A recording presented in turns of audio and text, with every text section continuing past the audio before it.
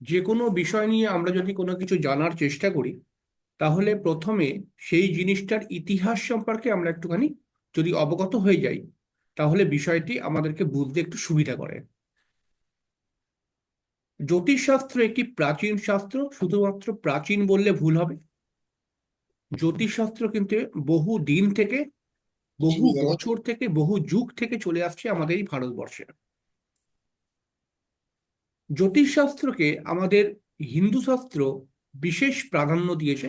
তবে জ্যোতিষশাস্ত্রের বিভিন্ন বিষয়ে জানা যায় বৌদ্ধ ধর্ম অবলম্বনী মানুষেরা বা খ্রিস্ট অবলম্বী মানুষেরা কিন্তু জ্যোতিষশাস্ত্রকে নিয়ে অনেক কাজকর্ম করেছেন। জ্যোতিষশাস্ত্রের মধ্যে বেশ কিছু ভালো ভালো মুনি বাথরুমে গেছি। ঋষিদেরকে। বাথরুম। তুমি কোথাও যাচ্ছ কি? ছেলেটা তাই দেখছি। আচ্ছা, মন্দিরে মিউট গেছি। করো, মিউট করো। এই দাদা মিউট করে।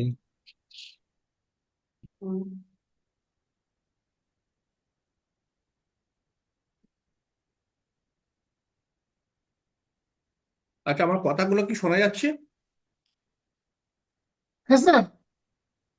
কেউ কিছু হ্যাঁ বুঝতে স্যার। না পারলে কিন্তু অ্যান্সার দেবে।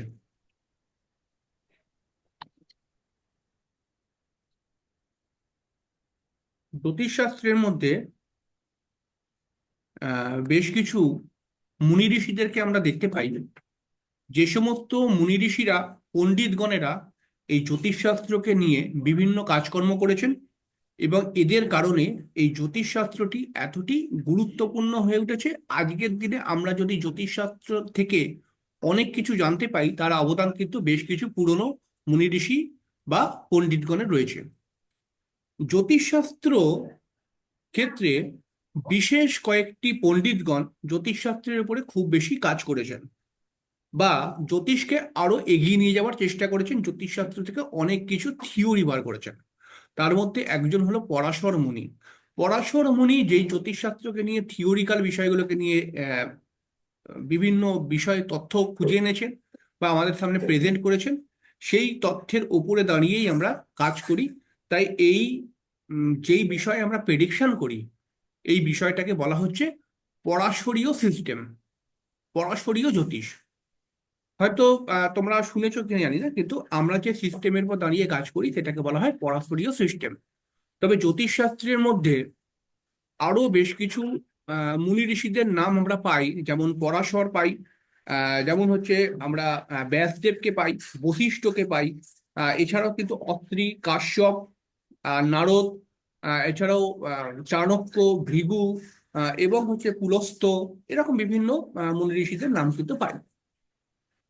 জ্যোতিষশাস্ত্রকে আমরা যদি শুধুমাত্র বিজ্ঞান বলি, তাহলে কিন্তু একটু আমাদের ভুল হয়ে যাবে।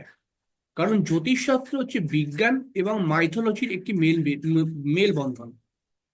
জ্যোতিষশাস্ত্রের মধ্যে এমন কিছু থিওরি রয়েছে যেটা বিজ্ঞানীরাও কিন্তু তার আহ, মানে সেটাকে খুঁজে বার করে বিজ্ঞানের কোনো নিদর্শন দিয়ে ব্যাখ্যা করতে পারেন না, মানে এতটাই গুহ্য কিছু থিওরি রয়েছে। তাই এইটাকে বলা হয় একটা আধ্যাত্মিক সাবজেক্ট। জ্যোতিষশাস্ত্র অবশ্যই বিজ্ঞান, কিন্তু বিজ্ঞানের থেকে বড় হচ্ছে বিজ্ঞানও যেখানে পারে না, সেখানে কিন্তু জ্যোতিষ বেশ কিছু অ্যান্সার দিতে পারে। তাই আমরা এরকম বেশ কিছু পৃথিবীর মধ্যে এমন এমন কিছু দেশ দেখব, যেই ক্ষেত্রে বিভিন্ন সায়েন্টিস্ট, বিজ্ঞান মনস্ক ব্যক্তিরা কিছু কিছু ক্ষেত্রে জ্যোতিষশাস্ত্রের সহযোগিতা নিয়ে থাকে। কারণ জ্যোতিষশাস্ত্র একটি আধ্যাত্মিক শাস্ত্র, এবং এই জ্যোতিষশাস্ত্রের মধ্যে খুব বেশি পরিমাণে বেদের বিষয়গুলো কিন্তু তুলে আনা হয়েছে। এবং বলা হয় যে একজন মানুষ বেদকে পড়ে কখনোই বুঝতে পারবে না যখন সে জ্যোতিষশাস্ত্র না বুঝবে, তখন সে বেদের সমস্ত ভাষা সে বুঝতে পারবে না। কথাটা পরিষ্কার হচ্ছে আমার? হ্যাঁ স্যার।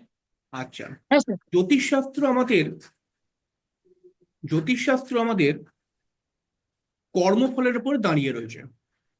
কর্মফলকে আমরা কয়েকটি ভাগে বিভক্ত করছি। একটি হচ্ছে পারদ্ধ কর্মফল। প্রথমে পারদ্ধ কর্মফলটা কি আসলে জানতে হবে। পারদ্ধ কর্মফল মানে আমি বা আপনি এই পৃথিবীতে যখন এসছি, এই পৃথিবীতে এসে আমরা কিছু ভালো কাজ করছি, কিছু খারাপ কাজ করছি। এই খারাপ কাজ থেকে একটি কর্মফল তৈরি হচ্ছে, সেই এবার একটি কথা রয়েছে গীতার, যে আমরা যাই কর্ম করি না কেন তার ফল আমাদের এখানেই ভোগ করে যেতে হবে। তাহলে এই কথাটি মানে হচ্ছে আমার এ জন্মেই ভোগ করে যেতে হবে নয়, কিন্তু আমার আত্মাকে ভোগ করে যেতে হবে এই পৃথিবী থেকে। তাহলে এর পরবর্তী সময় আমার যখন জন্ম হবে, তখন আমার যদি কোনো বাজে কর্ম থাকে তাহলে সেই কর্মফলের ভাগীদার কিন্তু সেই আত্মা হবে। তাহলে পরের জন্ম তাকে ভোগ করতেই হবে। তাহলে প্রারব্ধ কর্মফল কিন্তু একটি কর্মের উপর ডিপেন্ডেন্ট নয়, আপনার পিছনে যতগুলো কর্ম মানে যতগুলো উৎপত্তি মানে যতগুলো জন্ম হয়েছিল, সেই জন্ম থেকে যত রকম নেগেটিভিটি তৈরি হয়েছে, সেই নেগেটিভিটি থেকে কিন্তু প্রারব্ধ কর্মফলের সৃষ্টি হচ্ছে, এবং সেই কর্মফলগুলো এই জন্মে আপনাকে ভোগ করতে হচ্ছে। আবার এই জন্ম যদি ভোগ না করে শেষ হয়, তাহলে আবার পরের জন্ম যখন হবে তখন সেটাকে ভোগ করতে হবে। বোঝা গেল? একটি হলো সঞ্চিত কর্মফল। সঞ্চিত কর্মফল মানে কি? অর্থাৎ আমি আমার জানে বা জ্ঞান অনুসারে বা অজ্ঞানেতে কিছু ভালো কাজও করে ফেলছি, এবং তার থেকেও একটি কর্মফল তৈরি হচ্ছে, এবং এই কর্মফলের অবশ্যই প্রাপ্তি আমার ঘটবে।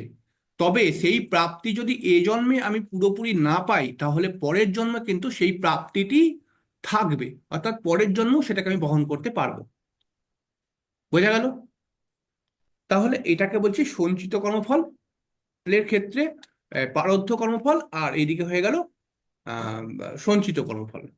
এরপরে হচ্ছে কি এরপরে হচ্ছে কি আহ, যে বিষয়টি বলবো, আর দুটি কর্মফল রয়েছে, সেই দুটিকে আমরা পরবর্তী সময় আরো বিস্তরভাবে বলবো।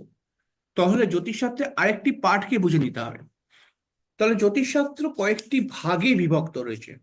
জ্যোতিষশাস্ত্র কয়েকটি ভাগ সম্পর্কে কারোর আইডিয়া রয়েছে কোনো, যে জ্যোতিষকে কয়েকটি ভাগে বিভক্ত করা হয়? বৃষ্টি, তুমি পারবে জ্যোতিষশাস্ত্রের কয়েকটি পার্ট বিষয়ে আলোচনা করতে, মানে বলতে, মানে কোনটা কোনটা পার্ট আছে? স্যার, একটা তো সামুদ্রিক সামুদ্রিক শাস্ত্রের নাম আচ্ছা, শুনেছি। তো সামুদ্রিক সামুদ্রিক। শাস্ত্রে কি করা হয় জানো? আচ্ছা, জ্যোতিষশাস্ত্রকে কয়েকটি ভাগেতে বিভক্ত করা হয়েছে। যেমন প্রথম হচ্ছে ফলিত জ্যোতিষ।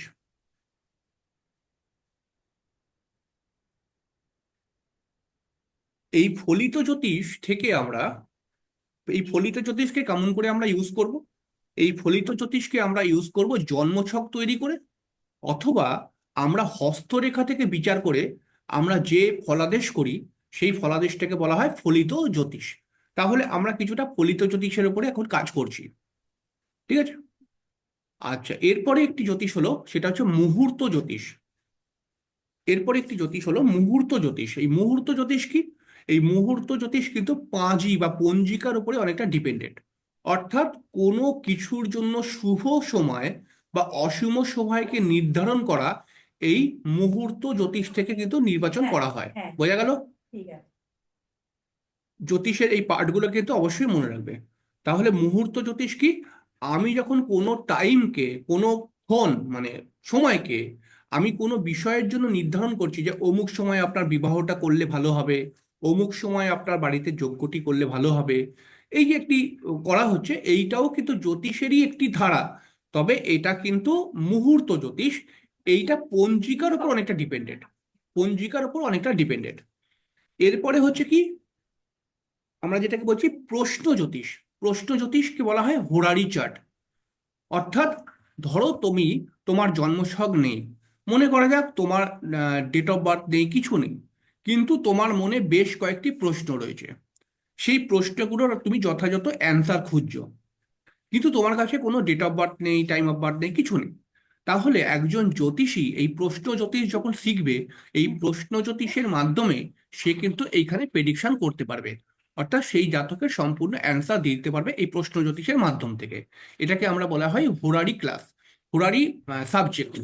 তো এটাও আমরা পরবর্তী সময় যদি তোমরা সবাই সম্মত থাকো শেখাবো। তো এটাকে বলা হয় প্রশ্ন জ্যোতিষ।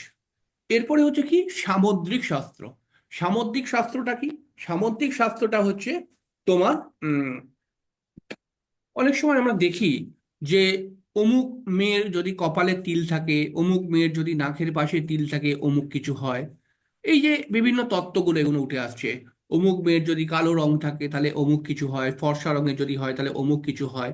এই যে বিভিন্ন কথাগুলো বলা হয়, তার মানে একজন মানুষকে দেখে তার অঙ্গ প্রত্যঙ্গের আহ বিভিন্ন বিষয়গুলোকে দেখে আমরা যে প্রেডিকশন করি, এগুলোকে বলা হয় সামুদ্রিক শাস্ত্র। বোঝা গেল? এরপরে হচ্ছে কি একটি প্রতিকার জ্যোতিষ, অর্থাৎ রেমেডিয়াল অ্যাস্ট্রোলজি। ঠিক আছে? এই প্রতিকার জ্যোতিষ মানে হচ্ছে আমার জ্যোতিষশাস্ত্র যেই দিক থেকেই বিচার করি না কেন কিছু সমস্যা উঠে আসবে, সেই সমস্যাগুলোকে প্রতিকার করে ঠিক করার পেছনে যেই প্রতিকার শাস্ত্রটি কাজ করে। এই প্রতিকার শাস্ত্রটি দুটো কাজের মানে দুটো ভাগে বিভক্ত রয়েছে। অর্থাৎ প্রতিকার আমরা দুভাবে করতে পারি। একটা হলো কি, একটা হলো বিভিন্ন পূজা, ধ্যান, জপ, যজ্ঞ, এর মাধ্যমে একটা প্রতিকার আমরা করতে পারি। আর একটা প্রতিকার করতে পারি রত্ন দিয়ে। ঠিক আছে? এবং সব থেকে বেশি মানে প্রতিকারের আগে একটি কথা মাথায় রাখতে হবে, সমস্ত কিছু কিন্তু প্রতিকার দিয়ে ঠিক করে দেওয়া যায় না। প্রতিকার দিয়ে কিছু কিছু ক্ষেত্রে প্রশমিত করা যায় সমস্যাকে। কিছুটা প্রতিকার তো হবেই না, কারণ প্রারব্ধ কর্মফলে ওটা ভোগ হচ্ছে। প্রারব্ধ কর্মফলের ভোগ হচ্ছে, ওখানে প্রতিকার চলবে না। ওটা জন্ম জন্মান্তরের থেকে আসছে। আর কিছু কিছু সমস্যা প্রতিকারের দ্বারা প্রশমিত করা যায়, মানে কম করিয়ে আনা যায়। এইবারে যজ্ঞ, জপ, মন্ত্রপাঠ বা পূজা পাঠ, এই বিষয়গুলোর মাধ্যমে প্রতিকার হয়।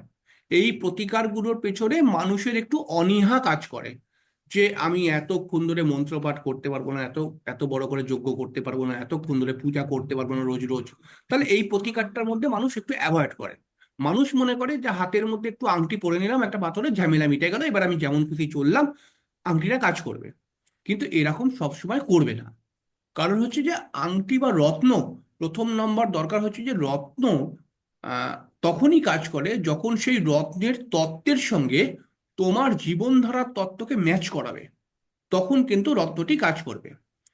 একটা উদাহরণ দিই। ধরো মনে করা যাক একটি কোনো কারণে বৃহস্পতির জন্য পোখরাজ পড়লে, তাহলে পোখরাজ রত্নটি হচ্ছে বৃহস্পতি একটি সাত্ত্বিক গ্রহ। তাহলে সাত্ত্বিক একটি রত্ন পড়লে তুমি, কিন্তু তুমি রত্নটি পরে অসাত্ত্বিকের কাজকর্ম করছো। মানে কখনো মদ খাচ্ছ, কখনো উল্টোপাল্টা করছো, বিভিন্ন মিথ্যে কথা বলছো, ছলচাতুরি করছো, বিভিন্ন বাজে কাজের সঙ্গে যুক্ত রয়েছো। তাহলে এই প্রোগ্রাসটা তোমাকে কিন্তু খুব কুইকলি কাজ দিতে পারবে না। বোঝা গেল? এরকম ভাবে আমাকে প্রথমে জানতে হবে কোন গ্রহের রত্ন পড়ছি, সেই গ্রহটির কোন তত্ত্ব, এবং সেই তত্ত্বকে আমি কি করে ইউটিলাইজ করছি, এর ওপর ডিপেন্ড করে কিন্তু রত্নটি কাজ করবে।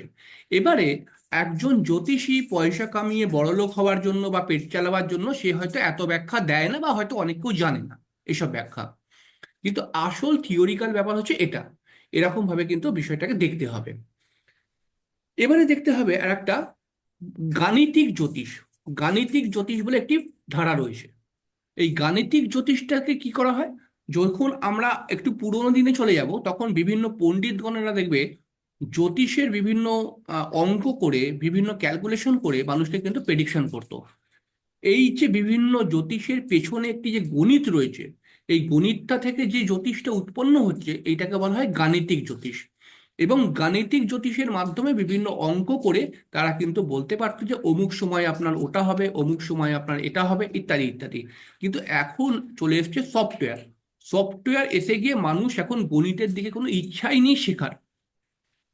এর জন্য একটি বড় প্রেডিকশনের মানে যে সিস্টেম, সেটাকে কিন্তু তারা ব্যাহত করছে কোনোভাবে, বা তাদের থেকে পিছিয়ে যাচ্ছে। বুঝতে পারা গেল? এখন তুমি হাতে হাতে যদি অঙ্ক করে একটা প্র্যাকটিক্যাল ভাবে শেখো, তাহলে যতটা তুমি শিখতে পারবে, একটা যদি সবসময় তুমি ক্যালকুলেটর ইউজ করো, তাহলে হয়তো তোমার কাজটি সহজ হয়ে যাবে, কিন্তু অনেক অঙ্ক থেকে তুমি ব্যাহত হয়ে যাবে। দীর্ঘদিন ধরে করতে করতে করতে করতে আর অঙ্ক করতে তোমার মন চাইবে না। তাই না? এরকম একটা ব্যাপার কিন্তু হবে। জ্যোতিষশাস্ত্র সাধারণভাবে আমরা যদি দেখি, তাহলে কিন্তু জ্যোতিষশাস্ত্রের মধ্যে আরো কয়েকটি বিষয় রয়েছে। সেটা হচ্ছে কি, জ্যোতিষ সংহিতা। জ্যোতিষ সংহিতা বলে একটি জ্যোতিষের পাঠ রয়েছে। এই জ্যোতিষ সংহিতা থেকে কি করা হয়, জ্যোতিষ সংহিতা থেকে জ্যোতিষশাস্ত্র কিন্তু একটা একটা কাজে ইউজ করা হয়, সেটা হচ্ছে বিভিন্ন ওয়েদারের ক্ষেত্রে জ্যোতিষশাস্ত্রকে ইউজ করা হয়। হয়তো শুনেছো যে অমুক সময়ে বৃষ্টি হবে, অমুক সময়ে ঝড় উঠবে, অমুক সময় ভূমিকম্প হবে, ইত্যাদি ইত্যাদি। কিছুটা শোনা যায়, অনেক সময় পুরোনো যুগের লোকেরা বলতো। ঠিক আছে? এইটা হচ্ছে জ্যোতিষ সংহিতার একটি পার্ট। আরেকটি পার্ট হচ্ছে কি জ্যোতিষের নিমিত্ত জ্যোতিষ। নিমিত্ত জ্যোতিষটা কি? নিমিত্ত জ্যোতিষ হচ্ছে মানে আহ, কি বলবো এটাকে,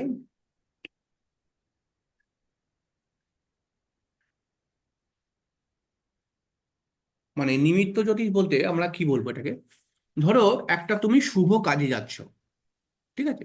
মানে এর থেকে সহজ করে বলতে পারবো না। একটা শুভ কাজে যাচ্ছ, তো হঠাৎ তুমি যখন যাচ্ছ তখন একটা কালো বিড়াল রাস্তা পার হয়ে চলে গেল কোনো কাজের জন্য। তুমি এবার কি বললে বা তোমার বন্ধু কি বললো, ভাই তুই যেই কাজে যাচ্ছিস কিন্তু বাধা পড়ে যাবে। আমরা বলি না এরকম অনেক সময় কথা, যে আজকে মনে হচ্ছে কাজটা হবে না আর। এই যে লক্ষণ, অর্থাৎ আমি কোনো কাজ করতে যাচ্ছি সেই সময় কোনো লক্ষণকে দেখে আমি যদি প্রেডিকশন করি, সেটাকে বলা হয় নিমিত্ত জ্যোতিষ। অনেক সময় পুরোনো যুগের লোকেরা বলতো বাড়ির মধ্যে এত কাক চিল্লাচ্ছে মনে হচ্ছে বাড়ির মধ্যে কোনো অঘটন ঘটবে বা কেউ মারা যাবে, বলতো না এরকম কথা? তো এইটা হচ্ছে নিমিত্ত জ্যোতিষের পার্ট, অর্থাৎ লক্ষণ দেখে বুঝে নেওয়া। বোঝা গেল? তাহলে এরকম বিভিন্ন হয়তো তোমাদের কাছেও দু একটা এক্সাম্পল থাকতে পারে। তো এইটা হচ্ছে বিষয়, এটা হচ্ছে নিমিত্ত জ্যোতিষ। এবারে আমরা মাথায় রাখবো জ্যোতিষ শাস্ত্রে আমরা কিন্তু ফলিত জ্যোতিষ নিয়ে পড়াশোনা করব। ফলিত জ্যোতিষ, ফলিত জ্যোতিষের মধ্যে আমরা কয়েকটি গ্রহকে বিশেষভাবে প্রাধান্য তো দিয়েই থাকি, যেমন হচ্ছে নটি গ্রহ তো অবশ্যই রয়েছে। এই নটি গ্রহর অবদান বা এই নটি গ্রহের প্রভাব, অবদান বলবো না, প্রভাব ভীষণভাবে দেখতে পাওয়া যায় মানুষের জীবনের উপরে। তাহলে প্রথম কাজ আমাদের এই নটি গ্রহকে চেনা। বুঝা গেল? তো প্রথম আমাদেরকে শুরু করতে হবে প্রত্যেকটি গ্রহের তত্ত্ব দিয়ে, যে গ্রহগুলো কোন কোন তত্ত্বের গ্রহ। যেমন হচ্ছে যদি আমরা একটু ভালো করে দেখি তাহলে হচ্ছে বৃহস্পতি, বৃহস্পতি এবং আহ, বৃহস্পতি হচ্ছে একটি সাত্ত্বিক তত্ত্বের গ্রহ। বৃহস্পতি শুক্র, এটাকে সাত্ত্বিক গ্রহ বলা হয়।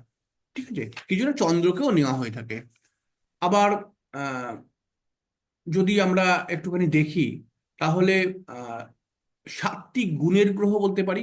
আবার আমরা কিন্তু রবি, মঙ্গল, শনি এদেরকে কিন্তু তামসিক গুণের গ্রহ বলতে পারি। এবার সাত্ত্বিক গুণের গ্রহরা কি করে এটা প্রথমে বুঝতে হবে। সাত্ত্বিক গ্রহের গুণে, মানে সাত্ত্বিক গ্রহ যারা রয়েছে, সাত্ত্বিক গুণের যারা গ্রহ রয়েছে, তারা কিন্তু সবসময় বিষয়কে ইমপ্রুভ করার চেষ্টা করে। তাহলে এরা কিন্তু বিষয়কে ইমপ্রুভ করার চেষ্টা করে এবং ভালো দিক থেকে ইমপ্রুভ করার চেষ্টা করে। অর্থাৎ সাত্ত্বিক গ্রহ যদি তোমাকে পয়সা দেয়, তাহলে কিন্তু তোমাকে সৎ পথে পয়সা দেওয়ার চেষ্টা করবে বা সৎ পথে পয়সা উপার্জন করার মেন্টালিটি দেবে। তাহলে সৎ পথে যদি আমি পয়সা উপার্জন করার মেন্টালিটি নিই, তাহলে আমার মধ্যে কিছু ক্রিয়েটিভিটি আনতেই হবে। ক্রিয়েটিভিটি কিছু আনতে হবে, নাহলে পরিশ্রম আনতে হবে। ঠিক আছে? এই পরিশ্রম করব আমি দীর্ঘক্ষণ ধরে এবং সেখান থেকে অর্থ উপার্জন করব, এই যে মেন্টালিটি, এটা সাত্ত্বিক গ্রহরা দেয়। কিন্তু তামসিক গ্রহরা এখানে কি করে একটুখানি আলাদা। তামসিক গ্রহরা কিন্তু বোঝায় যে এত খাটনি করতে হবে না, তুই খাটনি কর কিন্তু তার মধ্যে মধ্যে একটু চালাকিও কর। বুঝতে পারলে? এবং সেই অনুপাতে আমরা অনেক জায়গায় দেখতে পাই কিছু কিছু লোক হয়তো খাটনি করছে কিন্তু সেখানে চালাকিও করে কিছুটা ইনকাম করে নিচ্ছে। যেমন এইখানে আমরা দেখতে পাই, যদি ধরো এখন একটা কম্বিনেশন ক্রিয়েট হলো, যে একটা অর্থের জায়গার মধ্যে একটা সাত্ত্বিক গ্রহ এসে গেছে, আবার একটি তামসিক গ্রহ এসে গেছে। তাহলে তামসিক গ্রহটা কি করবে? তামসিক গ্রহটা বলবে কি যে তুই ডুপ্লিসিটি করে ইনকাম কর। আবার সাত্ত্বিক গ্রহটা বলবে তুই সৎ পথে ইনকাম কর। তখন মানুষের মধ্যে একটি মেন্টালিটি ক্রিয়েট হবে, যেটা হচ্ছে রাজনৈতিক নেতাদেরকে আমরা দেখতে পাই। ভালো করে মানে একদম ফ্র্যাঙ্কলি বলছি, যে খুব লোকের সামনে নমস্কার নমস্কার করে বেড়ায় আর পেছন দিকে কিন্তু ঝাড়ে, তাই না? রাজনৈতিক নেতারা। এইটা হচ্ছে দুটো গ্রহের কম্বিনেশন। আর এই দুটো গ্রহের কম্বিনেশন মিলে একটি গ্রহ তৈরি হয়, সেটা হচ্ছে রাহু। পরবর্তী সময় আমরা এটা বুঝবো। অর্থাৎ একটি সাত্ত্বিক গ্রহ এবং একটি তামসিক গ্রহ মিলে যে কাজটি করে, রাহু একা কিন্তু ওই কাজটি করে ফেলে। রাহু একাই ওই কাজটি করে ফেলে, এই জন্য বলা হয় জ্যোতিষশাস্ত্রে আমরা যখন পরে বুঝবো যে রাহুর ক্ষমতা কিন্তু অনেক বেশি। তো যাই হোক, গ্রহদের লিঙ্গ রয়েছে, এই লিঙ্গ কিন্তু পরবর্তী সময় কাজে লাগবে। তবে এইগুলো কতটা কাজে লাগবে পরবর্তী সময় সেটা ডিপেন্ড করবে যে তুমি কতটা বুঝতে পারছো বিষয়গুলোকে, তাহলে তুমি কি করে কাজে লাগাচ্ছ। ঠিক আছে, আসলে বিষয় হচ্ছে জ্যোতিষশাস্ত্রের যে তুমি যেগুলো শিখবে সেগুলো তুমি কি করে ইউটিলাইজ করবে এটা তোমাকে ভেবে দিতে হবে। বোঝা গেল? তাই আমরা এগুলোকে খুব শর্টকাটে একদম একটুখানি করে টাচ করতে করতে বেরিয়ে যাচ্ছি। তা গ্রহদের লিঙ্গটাকে নিয়ে বুঝতে হবে। গ্রহদের লিঙ্গটা কি? গ্রহদের লিঙ্গ হচ্ছে বিভিন্ন লিঙ্গের গ্রহরা হয়। অর্থাৎ রবি মঙ্গল বৃহস্পতি হচ্ছে পুরুষ লিঙ্গের গ্রহ। আবার যদি আমরা দেখি শুক্র চন্দ্র, এদেরকে আমরা কিন্তু স্ত্রী লিঙ্গের গ্রহ বলতে পারি। আবার যদি আমরা বুধ এবং শনিকে দেখি তাহলে এদেরকে আমরা কিন্তু ক্লীব লিঙ্গের গ্রহ বলতে পারি। তাহলে এই ধরনের লিঙ্গগুলো চলে। তো রাহু কেতুর বিশেষভাবে কোনো লিঙ্গকে দেওয়া হয়নি। তবে রাহু কেতু যেই রাশিতে অর্থাৎ যেই গ্রহের ঘরে বসবে সেই রকম লিঙ্গ ধারণ করতে পারে। যদি চন্দ্রের ঘরে রাহু বসে যায় তাহলে চন্দ্রের লিঙ্গ কি স্ত্রীলিঙ্গ, তাহলে রাহু স্ত্রীলিঙ্গ হয়ে যাবে। আবার রাহু যদি আহ ওই সূর্যের ঘরের মধ্যে বসে মানে রবির ঘরের মধ্যে বসে তাহলে রবির ঘরটা কি, রবি হচ্ছে পুরুষ লিঙ্গ, তাহলে রাহু কিন্তু ওখানে পুরুষ লিঙ্গ হয়ে যাবে। এরকম ভাবে কিন্তু বিচারটা করতে হবে রাহু কেতুর ক্ষেত্রে। গ্রহদের বয়স, গ্রহদের বয়স কিন্তু খুব গুরুত্বপূর্ণ, এইটা কিন্তু মনে রাখতেই হবে।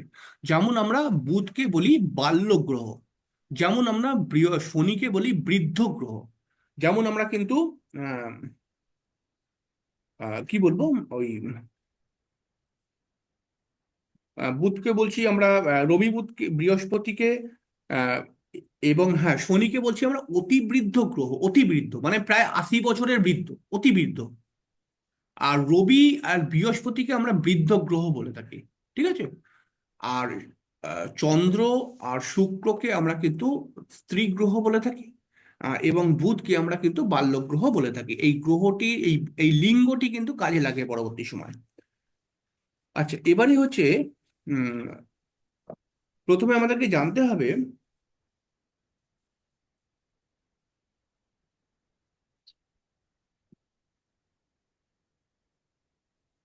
গ্রহদের যে আমরা বললাম তত্ত্ব, গ্রহদের তত্ত্ব। তাহলে তত্ত্ব মানে হচ্ছে আমরা অগ্নি পৃথ্বী বায়ু জল এই 4টি তত্ত্বের মধ্যে ডিভাইড করব। তাহলে আমরা প্রথমে বলছি যে আহ, রবি এবং মঙ্গল এরা কিন্তু অগ্নিতত্ত্বের গ্রহ।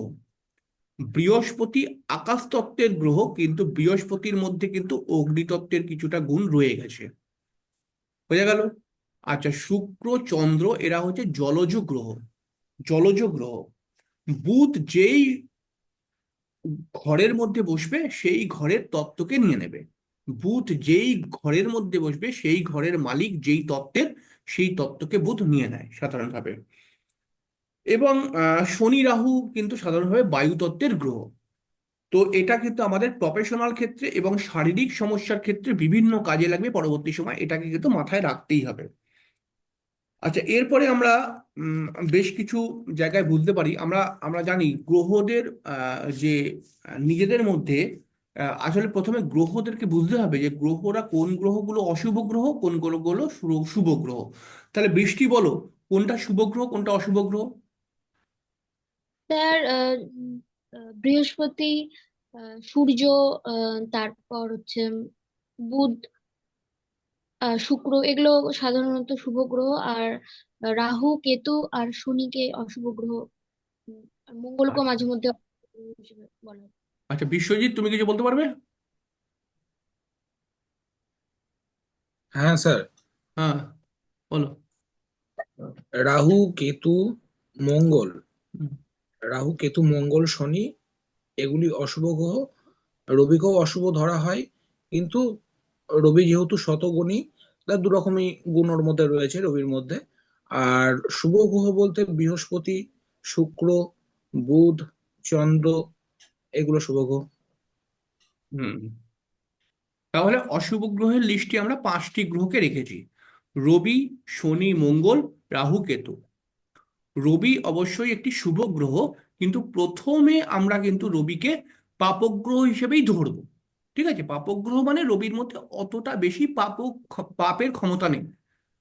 রবির মধ্যে কিন্তু অতটা বেশি পাপের ক্ষমতা নেই, কিন্তু রবি একটি পাপগ্রহই। তো এইটা কিন্তু আমাদেরকে মানে বুঝতে হবে। তাহলে রবি যে পাপগ্রহ, কিন্তু এইদিকে আবার শুভগ্রহ মানে শতগুণী, তুমি যে কথাটা বললে। তো এইটা কেমন ভাবে এই দুটি মিশ্রিত ফল আসে এটাকে বুঝতে হবে।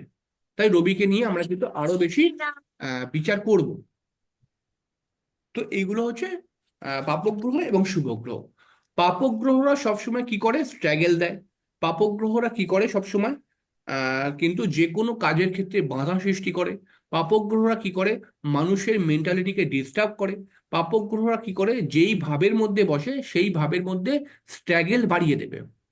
পাপগ্রহ যেই ঘরের মধ্যে বসবে সেই ঘরের স্ট্রাগেলটা বাড়িয়ে দেবে। পাপগ্রহ যেই ঘরের মধ্যে বসবে সেই ঘরের ফলটা সহজে জাতক পেতে পারবে না।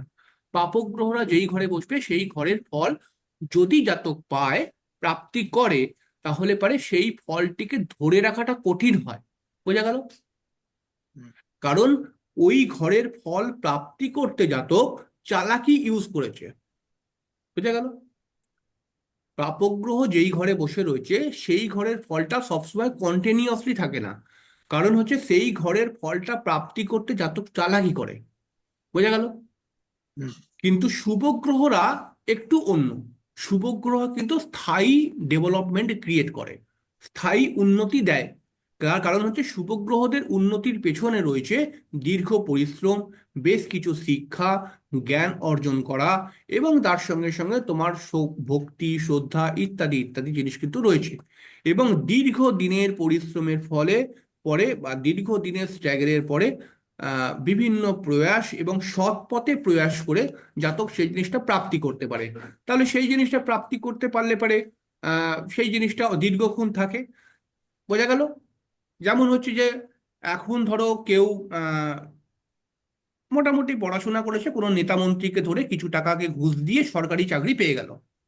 বোঝা গেল? তাহলে চাকরিটা প্রাপ্তি হলো কি করে? চালাকি করে সরকারি চাকরিটা পেয়ে গেল টাকা পয়সা দিয়ে। তাহলে এবার হাইকোর্ট বললো কি সরকারি চাকরি সব বাতিল। তাহলে তার কিন্তু চলে গেল চাকরিটা আবার। হ্যাঁ? হুম। তাহলে হুম। অশুভ গ্রহ প্রাপ্তি করিয়ে দিতে পারে, কিন্তু সেই প্রাপ্তির মধ্যে শিলমোহর থাকবে না যে এটা চিরকাল থাকবেই। কিন্তু শুভ গ্রহ এরকম নয়। শুভ গ্রহ বলবে কি যে পয়সা কেন দিবি, তুই শেখ ভালো করে, তুই শিক্ষা অর্জন কর ভালো করে, পয়সা দেবার কাউকে দরকার নেই, তুই শিক্ষা দিয়ে যা। তাহলে এটা শুভ গ্রহ করবে। তাহলে কোন গ্রহ তোমার ওপরে কন্ট্রোল করছে তার ওপর তুমি ভাবনা চিন্তাগুলো করবে। হুম। অনেক এমন মহিলা বা পুরুষ রয়েছে যাদের কাছে হয়তো চাকরি পাওয়ার জন্য অপশন এসছিল, পয়সা দিলে চাকরিটা হয়ে যাবে, কিন্তু তারা সেই অপশনকে গ্র্যান্ট করেননি। তার কারণ হচ্ছে কি তাদের উপর শুভ গ্রহ প্রভাব দিয়েছে বলে। বলতে পারা গেল? হুম। হুম। শুভ গ্রহ কি বলে? যে তুই নিজের কোয়ালিটি তৈরি কর। তোর কোয়ালিটি যদি তৈরি হয় একবার, তোকে চাকরি দিতে বাধ্য হয়ে যাবে, বা তুই চাকরি ঠিক পেয়ে যাবে, বা তুই ইনকাম করতে পারবি। তুই চাকরি করে করবিটা কি? চাকরি তো কোনো একটা চাকরি করে আমি আমার জীবনযাপনটাকে সুন্দরভাবে চালাবো। শুভ গ্রহ কিন্তু তোমাকে বুদ্ধি দেবে তোমার জীবনকে শুভ মানে ভালো করে চালাতে গেলে পারে তুমি কিছু শেখো, তারপরেই ডেভেলপমেন্ট করো। আর অশুভ গ্রহ বলবে তুমি ক্ষণিকের জন্য শিখে চালাকি করতে শুরু করে দাও, তারপর ডেভেলপ করো। ঠিক আছে? তো এরকম আমরা অনেক দেখতে পাই পরবর্তী সময়। উদাহরণটা আমি তো উদাহরণ দিতে আমি তো তোমরা হয়তো জানোই যে উদাহরণ তো আমি হুবহু মানে হুদো দিই। তোমরা হাসছো, তো উদাহরণ দিয়ে বাদবাকিটা সব বোঝাবো। ঠিক আছে? হ্যাঁ, আমাকে এরকম অনেক বলেছে হ্যাঁ, চাকরির হ্যাঁ, এরকম অনেক এসছে, কিন্তু আমি ওগুলো নেইনি। আমার মনে হয় হ্যাঁ। আমি এই যে চাকরি এই যে তুমি নাওনি, তোমার ক্ষেত্রে চাকরির বিভিন্ন অপশন এসছে কিন্তু তুমি নাওনি, এইটা হচ্ছে কি শুভ গ্রহ বোঝাচ্ছে। তোমাকে শুভ গ্রহ বোঝাচ্ছে কেউ না কেউ যে তুই নিজের কোয়ালিটি তৈরি কর। তুই কেন এরকম ঘুষ দিয়ে করবি? তো চাকরিটা যদি চলে যায় তখন তো সব টাকাটা চলে যাবে। ঠিক আছে? এই যে ব্যাপারগুলো বিভিন্ন আরো হতে পারে, তো এইগুলো বোঝায় কিন্তু শুভ গ্রহ। তাহলে শুভ গ্রহর ফল পেতে দেরি হয় কিন্তু ফলটা দীর্ঘস্থায়ী হয়। অশুভ গ্রহের ফল কুইকলি হয়ে যায় অনেক সময়, কিন্তু সেটা দীর্ঘস্থায়ী হয় না। বোঝা গেল? এবার গ্রহদের মধ্যে একটি সাবজেক্ট আছে, মানে সম্পর্ক। এই সম্পর্কটা খুব গুরুত্বপূর্ণ। অর্থাৎ প্রথমেই আমাদের গ্রহদের মধ্যে সম্পর্কটাকে বুঝতে হবে। যেমন রবি হচ্ছে পিতার কারক গ্রহ, মানে পিতা বলি, সম্পর্কে পিতা। আহ চন্দ্র হচ্ছে মাতার কারক গ্রহ, অর্থাৎ সম্পর্কে মাতা বলি। মঙ্গল ভ্রাতা। এবং তার সঙ্গে সঙ্গে আমরা যদি শুক্রকে বলি, শুক্র হচ্ছে স্ত্রী, ছেলেদের জন্য স্ত্রী। এবং মহিলাদের জন্য যদি আমরা দেখি তাহলে পারে কিন্তু শুক্র থেকে আমরা দিদি, বড় দিদি, মানে বড় দিদি যারা আছে তাদেরকে বিচার করি অনেক সময়। তো বুধ থেকে আমরা বাড়ির বাচ্চাদেরকে বিচার করে থাকি। যদি আমরা দেখি রাহু, রাহু হচ্ছে মানে গ্র্যান্ডফাদার, দাদুদেরকে বিচার করি। তো এরকম ভাবে কিন্তু গ্রহদের পরিবারগত ব্যাপারটা রয়েছে। এরপরে রয়েছে দেখো আমাদের রাশিচক্র। আমি খুব শর্টকাট ভাবে বোঝাচ্ছি, এগুলোকে নিয়ে আমি বিস্তারভাবে বলবো। রাশিচক্র, রাশিচক্র তো তোমরা সবাই জানো। রাশিচক্র তো সবাই জানো আশা করছি, না বৃষ্টি জানো না তুমি? জানো তো? হ্যাঁ। হ্যাঁ। রাশিচক্রের মধ্যে রাশিচক্রগুলো আমরা জানি যে প্রত্যেকটি রাশির মান 30 ডিগ্রি করে। প্রত্যেকটি রাশির মান 30 ডিগ্রি করে। তাহলে এই প্রত্যেকটি রাশির মান যেমন 30 ডিগ্রি, তেমন হচ্ছে বেশ কিছু জিনিস নিয়ে এই রাশিটি গঠিত হয়ে আছে। বেশ কয়েকটি জিনিস নিয়ে এই রাশিটি গঠিত হয়ে আছে। যেমন একটা উদাহরণ দিই, যেমন হচ্ছে মেষ রাশি। মেষ রাশির অধিপতি হচ্ছে মঙ্গল। তবে মেষ রাশিটি শুধু মঙ্গল নয়, আরো কিছু জিনিস নিয়ে গঠিত, এবং প্রত্যেকটি জিনিসের গুণ কিন্তু এই মেষ রাশির মধ্যে রয়েছে। যেমন আমরা যদি মেষ রাশি নিয়ে কথা বলি, তাহলে আমরা বলবো মেষ রাশিটি মঙ্গলের স্বক্ষেত্র। মেষ রাশিটির মধ্যে শনি নিচস্থ হয়। মেষ রাশির মধ্যে রবি উচ্চস্থ হয়ে থাকে। মেষ রাশিটি একটি অগ্নিতত্ত্বের রাশি।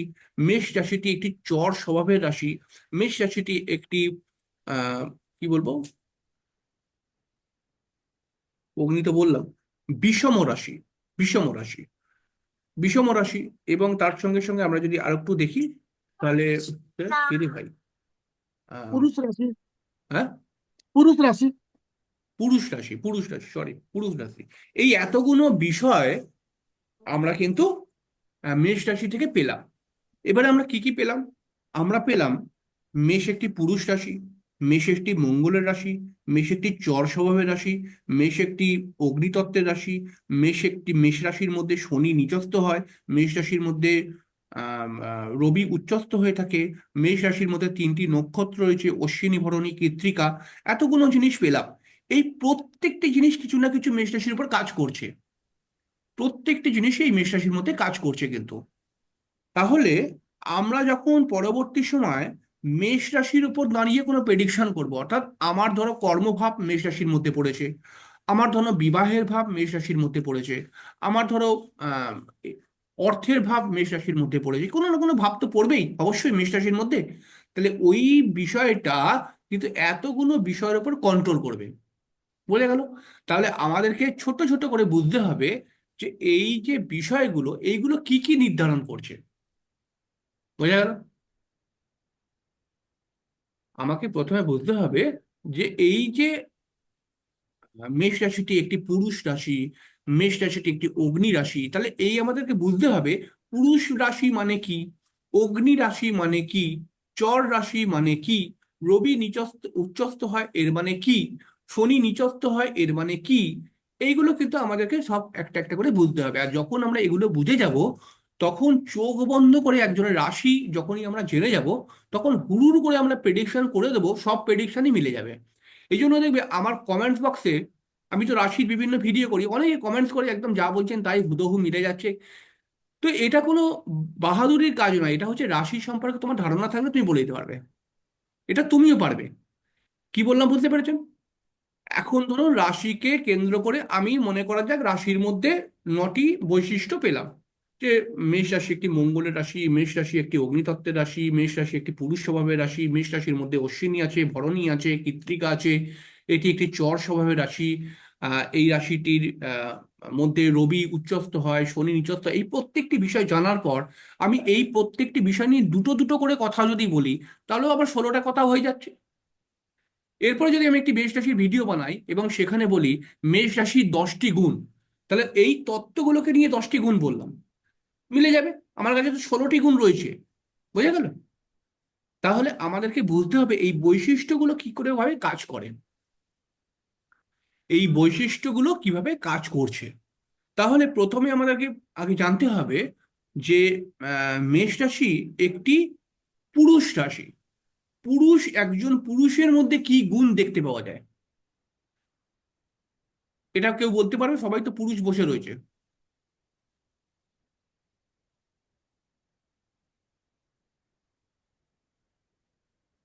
বোঝা যাচ্ছে?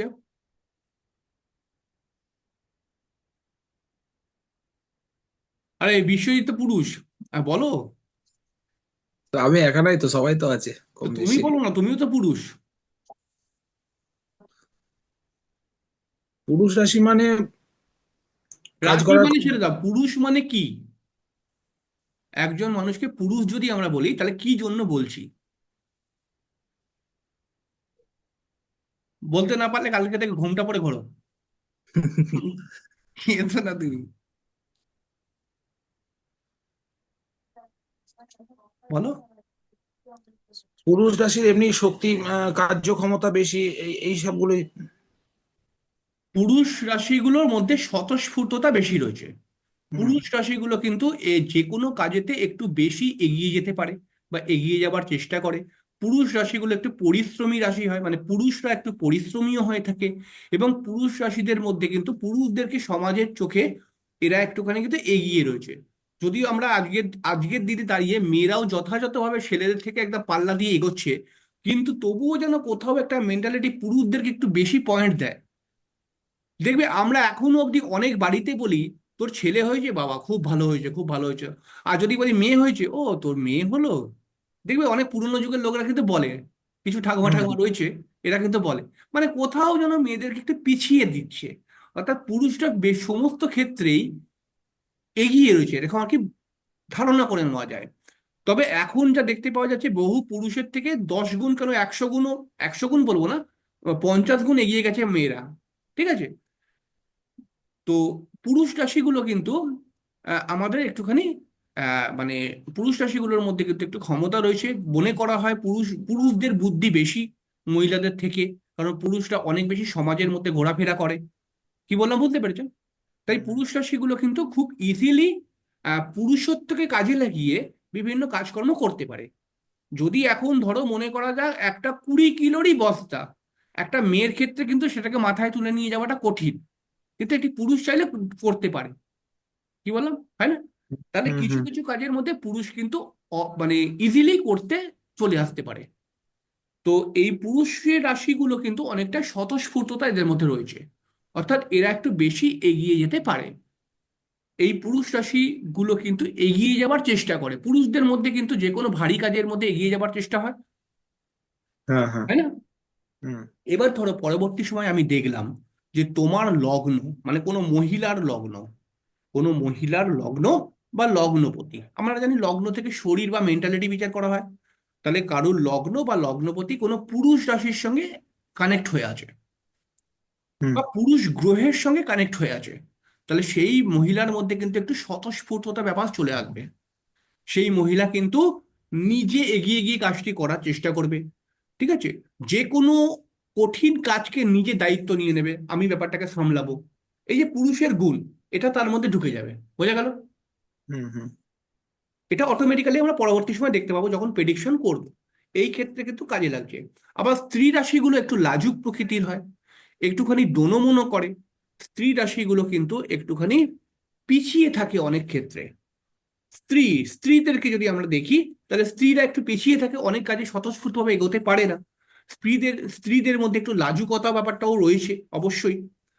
স্ত্রীদের মধ্যে কিন্তু একটু দোনোমনো ব্যাপারটাও রয়েছে, কিন্তু স্ত্রীদের মধ্যে কিন্তু যে কোনো কাজ হয়তো তারা করবে, কিন্তু একটা পুরুষের মতো তাড়াহুড়ো করে করতে পারবে না, একটু ডিলে হয়ে যায়। হুম তাহলে তোমার ধরো কোনো ভাব, সেটা কর্মভাব হতে পারে, সেটা আর্থিক উন্নতির ভাব হতে পারে।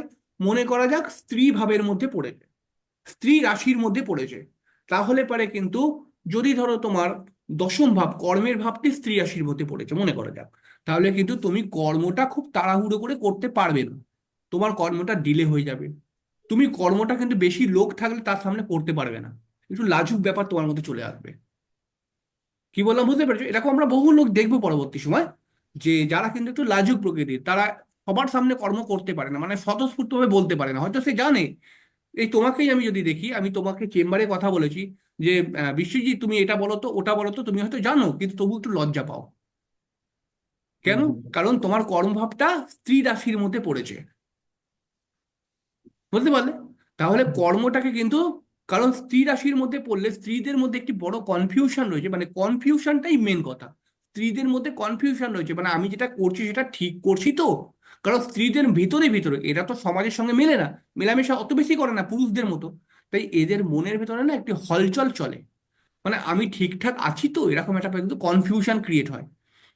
এবার তোমার ক্ষেত্রে যেহেতু স্ত্রী রাশির মধ্যে কর্মভাবটা পড়ে গেছে, তাহলে তোমার মধ্যে একটি কর্মকে নিয়ে কনফিউশন থাকবে। তুমি কিন্তু অনেক লোকের সামনে কর্মটা করতে চাইবে না, মনে একটা লাজুকতা আসবে, ব্যাপারটা একটা কনফিউজ আসবে যে আমি যদি কর্মটা ঠিকঠাক না করে থাকি তাহলে তো অনেক লোক ধরে ফেলবে যে আমি ভুল কাজ করি, ঠিক আছে, এই জন্য আমি করব না। এরকম বিভিন্ন চিন্তা ভাবনা কাজ করবে, বোঝা গেল হুম কিভাবে আমি হুম কাজ করছি ওখানটায়। আবার যদি ওটা পুরুষ রাশির মধ্যে হয়, তখন একদম স্বতঃস্ফূর্ত ভাবে এগিয়ে গিয়ে করবে করবে, না পারলেও এগিয়ে যাবে, বোঝা গেল। হুম হুম এইখানটায় কাজ হচ্ছে। যদি তোমার ধরো পরো পুরুষ রাশির মধ্যে অর্থের ভাব পড়ে গেছে, অর্থের ভাবটি পুরুষ রাশির মধ্যে পড়ে গেছে, তাহলে তুমি কিন্তু ওই ওইখান থেকে বেরিয়ে, ঘর থেকে বেরিয়ে অর্থ উপার্জন করার জন্য বেরিয়ে পড়বে। আর তোমার ধরো অর্থের ভাবটি কোনো স্ত্রী রাশির মধ্যে পড়ে গেছে, তাহলে তুমি কিন্তু চাইবে যে আমি নিজের ঘরেতেই অনলাইনের মাধ্যমে কি করে আর্থিক উপার্জন করবো, বা ঘর থেকে কি করে ছক খেলবো অর্থের জন্য, আমি বেশি খাটাখাটনি করতে পারবো না, এরকম ব্যাপারগুলো কিন্তু ক্রিয়েট হয়ে যাবে। এটাকে আচ্ছা। নিয়ে আমি পরবর্তী সময় আরো বিস্তরভাবে বলবো। এরপরে হচ্ছে কি, অগ্নি রাশি। সরলতা বুঝতে পারছেন তো কথাগুলোকে সব? হ্যাঁ স্যার। অগ্নি রাশি প্রত্যেকটি বিষয়কে মাথায় রাখবেন, প্রত্যেকটি বিষয় পরবর্তী সময় কাজে লাগবে, প্রত্যেকটি বিষয়। আর আমাদের প্রেডিকশনের মধ্যে প্রচন্ড সূক্ষ্মতা আসবে এগুলোকে যদি ব্যবহার করতে পারি। এরপরে আমরা দেখব যে মেষ রাশি একটি অগ্নিতত্ত্বের রাশি। তাহলে অগ্নির কাজ কি? যখন আমরা অগ্নিকে দেখি তখন আমরা অগ্নিকে দুটি ধরনের দেখি। একটি হচ্ছে অগ্নি কোনো কিছুকে পুড়িয়ে দিচ্ছে, একটা দেখি অগ্নি কোনো কিছুকে পুড়িয়ে জ্বালিয়ে কোনো কিছু সৃষ্টি করছে বা কোনো কিছুকে ধ্বংস করছে, করছে না অগ্নি? এরকম ভাবে আমরা হুম অগ্নিকে দেখি যে অগ্নির দ্বারা হয়তো কোনো কিছু সৃষ্টি হচ্ছে বা অগ্নির দ্বারা কোনো কিছু ধ্বংস হচ্ছে। তাহলে এই গুণটা কিন্তু রবির মধ্যে রয়েছে, রবি অগ্নিতত্ত্বের গ্রহ, এই গুণটা কিন্তু রবির মধ্যে রয়েছে। অর্থাৎ কোনো জায়গায় রবি কোনো কিছুকে ধ্বংস করে নতুন কিছুকে সৃষ্টি করে, আরো ভালো এক্সাম্পল আমি দেব। তবে অগ্নিকে নিয়ে ব্যাপারটাকে ক্লিয়ার করি। আর কোনো সময় দেখছি অগ্নি ওপর দিকে ওঠার চেষ্টা করছে, ওপর দিকে ওঠার চেষ্টা করছে। দেখি আমরা অগ্নি জানলি, অগ্নি সর্বদা গুণ, সেটা ভালো কাজে লাগুক বা খারাপ কাজে লাগুক, সেটা সর্বদা ওপর দিকে ওঠার চেষ্টা করবে। তাহলে তুমি ধরো কারুর বিবাহের ভাবটি অগ্নি রাশির মধ্যে পড়ে গেছে, কারুর সপ্তম ভাব মানে বিবাহের ভাব, সপ্তম ভাবটি অগ্নি রাশির মধ্যে পড়ে গেছে। তাহলে সপ্তম ভাব মানে কি আমার হাজবেন্ড বা ওয়াইফ, তাহলে হুম সে সর্বদা জেতার জন্য কিন্তু কথা বলবে। তাহলে সেটা আচ্ছা। কোন গ্রহ বসে রয়েছে সেই অনুপাতে কথা বলবে। যদি এটা বৃহস্পতি বসে থাকে তাহলে জ্ঞানের জন্য জেতার, জ্ঞানের জন্য মানে জ্ঞান দিয়ে জেতার জন্য কথা বলবে। যদি মঙ্গলের মতো গ্রহ বসে থাকে তাহলে গালমন্দ দিয়ে জেতার জন্য কথা বলবে, বোঝা গেল। হুম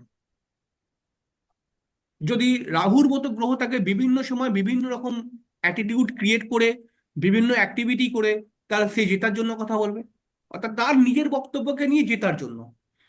যদি আমার কর্মের ভাবটি অগ্নি রাশির মধ্যে পড়ে যায়, তাহলে আমি বিভিন্ন প্ল্যানিং খুঁজবো যে কি করে আমার কর্মকে ডেভেলপ করাবো, বোঝা গেল। হুম, হুম, হুম আমার যদি কর্মের ভাবটি অগ্নি রাশির মধ্যে পড়ে যায় তাহলে আমি বিভিন্ন প্ল্যানিং করব যে কিভাবে আমার কাজটাকে আমি আরো উন্নতি করাবো। কেন আগুনের কাজ কি উন্নতি করা, ওপর দিকে ওঠা, ডেভেলপমেন্ট। হুম আমি যদি একটি তীর চিহ্নকে ওপর দিকে রাখি, তীর চিহ্নকে, তাহলে পরে তীর চিহ্নটা ইন্ডিকেশন দিচ্ছে যে উন্নতি, বোঝা গেল, হুম, হয় না?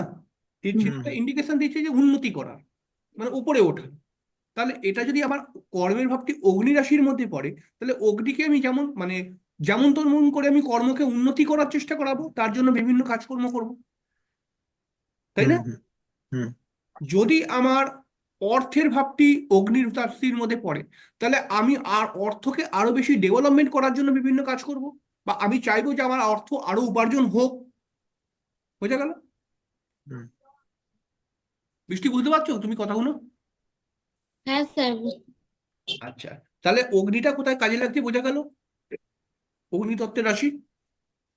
এর পরবর্তী সময় আমরা দেখব শুধু অগ্নিতত্ত্ব বুঝলে তো হবে না, আমাদেরকে বায়ুতত্ত্বকেও বুঝতে হবে, পৃথিবীতত্ত্বকেও বুঝতে হবে, তাহলে পার্থক্যগুলো আমরা বুঝতে পারবো।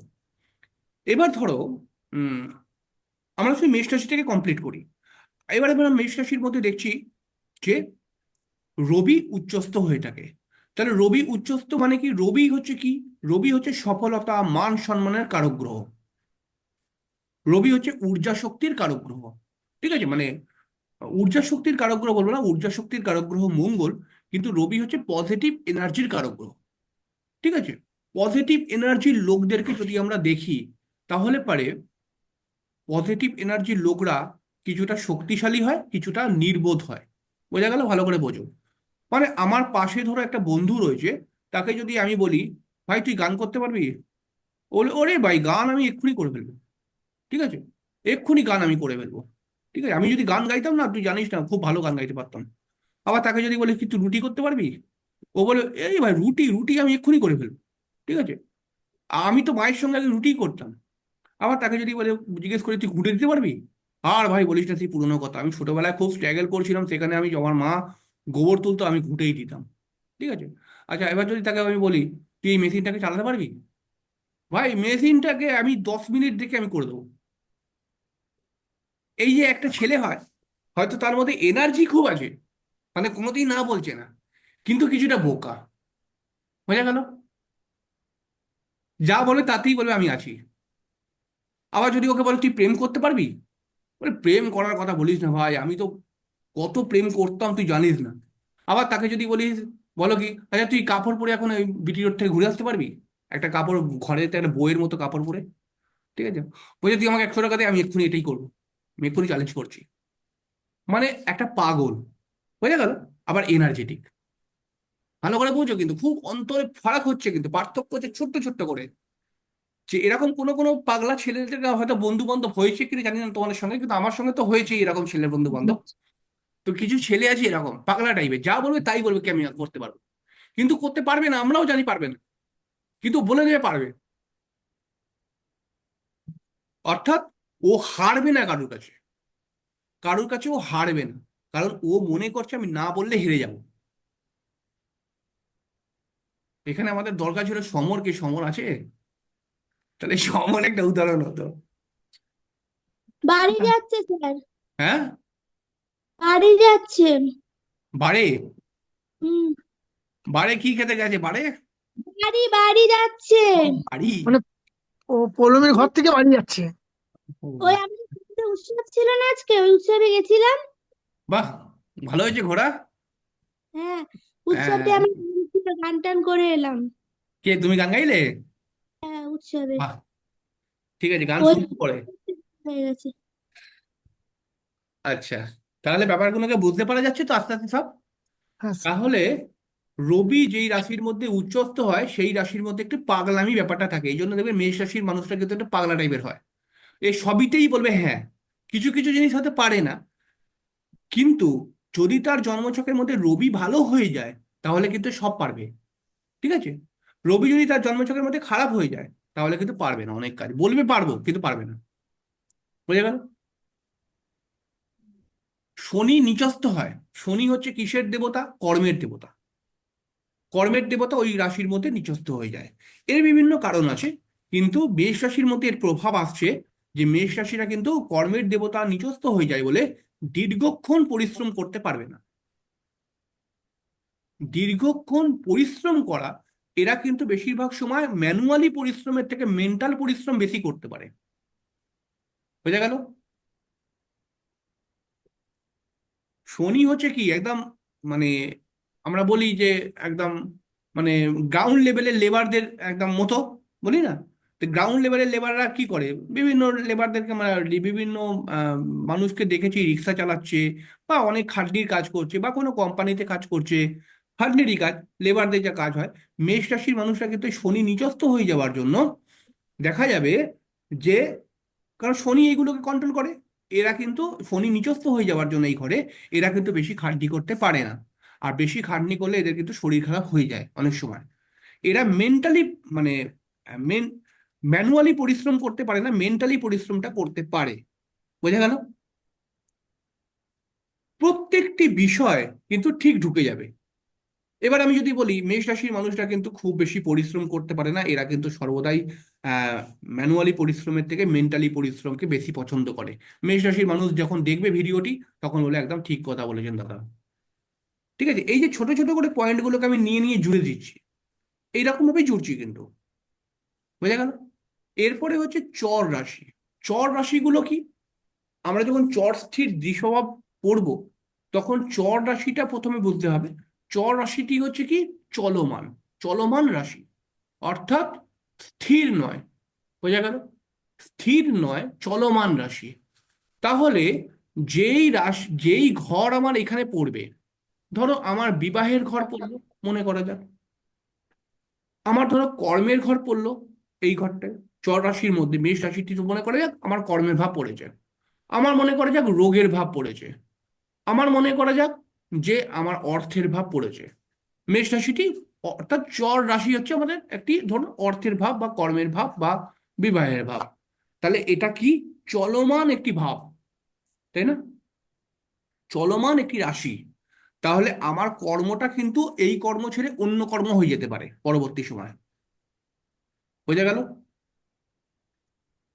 আমার কিন্তু রোগের ভাব যদি হয় তাহলে এই রোগটা সেরে অন্য কিছু হয়ে যেতে পারে, রোগটা রিকভার হওয়ার ক্ষেত্রেও খুব কুইকলি কাজ করবে। আমার যদি অষ্টম ভাব হয় তাহলে আমার বাধা কিন্তু খুব বেশিক্ষণ থাকবে না, চলমান। আমার যদি বিবাহের ভাব হয় তাহলে বিবাহটাও কিন্তু আমার বেশিক্ষণ না টেকার ব্যাপার একটা ক্রিয়েট হয়ে যাবে। বোঝা গেল কি বলতে চাইছি? হুম, হুম। যেই ভাব আমার পড়বে সেই ভাবটি চলমান হয়ে থাকবে, অর্থাৎ সেই ভাবটি কিন্তু স্থির নয়। অর্থাৎ আমার যদি রোগ হয় তাহলে রোগটাও স্থির নয়, কেটে যাবে ঠিক। আমার যদি ওটা অষ্টম হয় তাহলে বাধা বিপত্তিও কিন্তু স্থির নয়, কেটে যাবে ঠিক। আমার যদি ওটা কর্মের ভাব হয় তাহলে কর্মটাও চেঞ্জ হবার একটা জায়গা তৈরি হবে।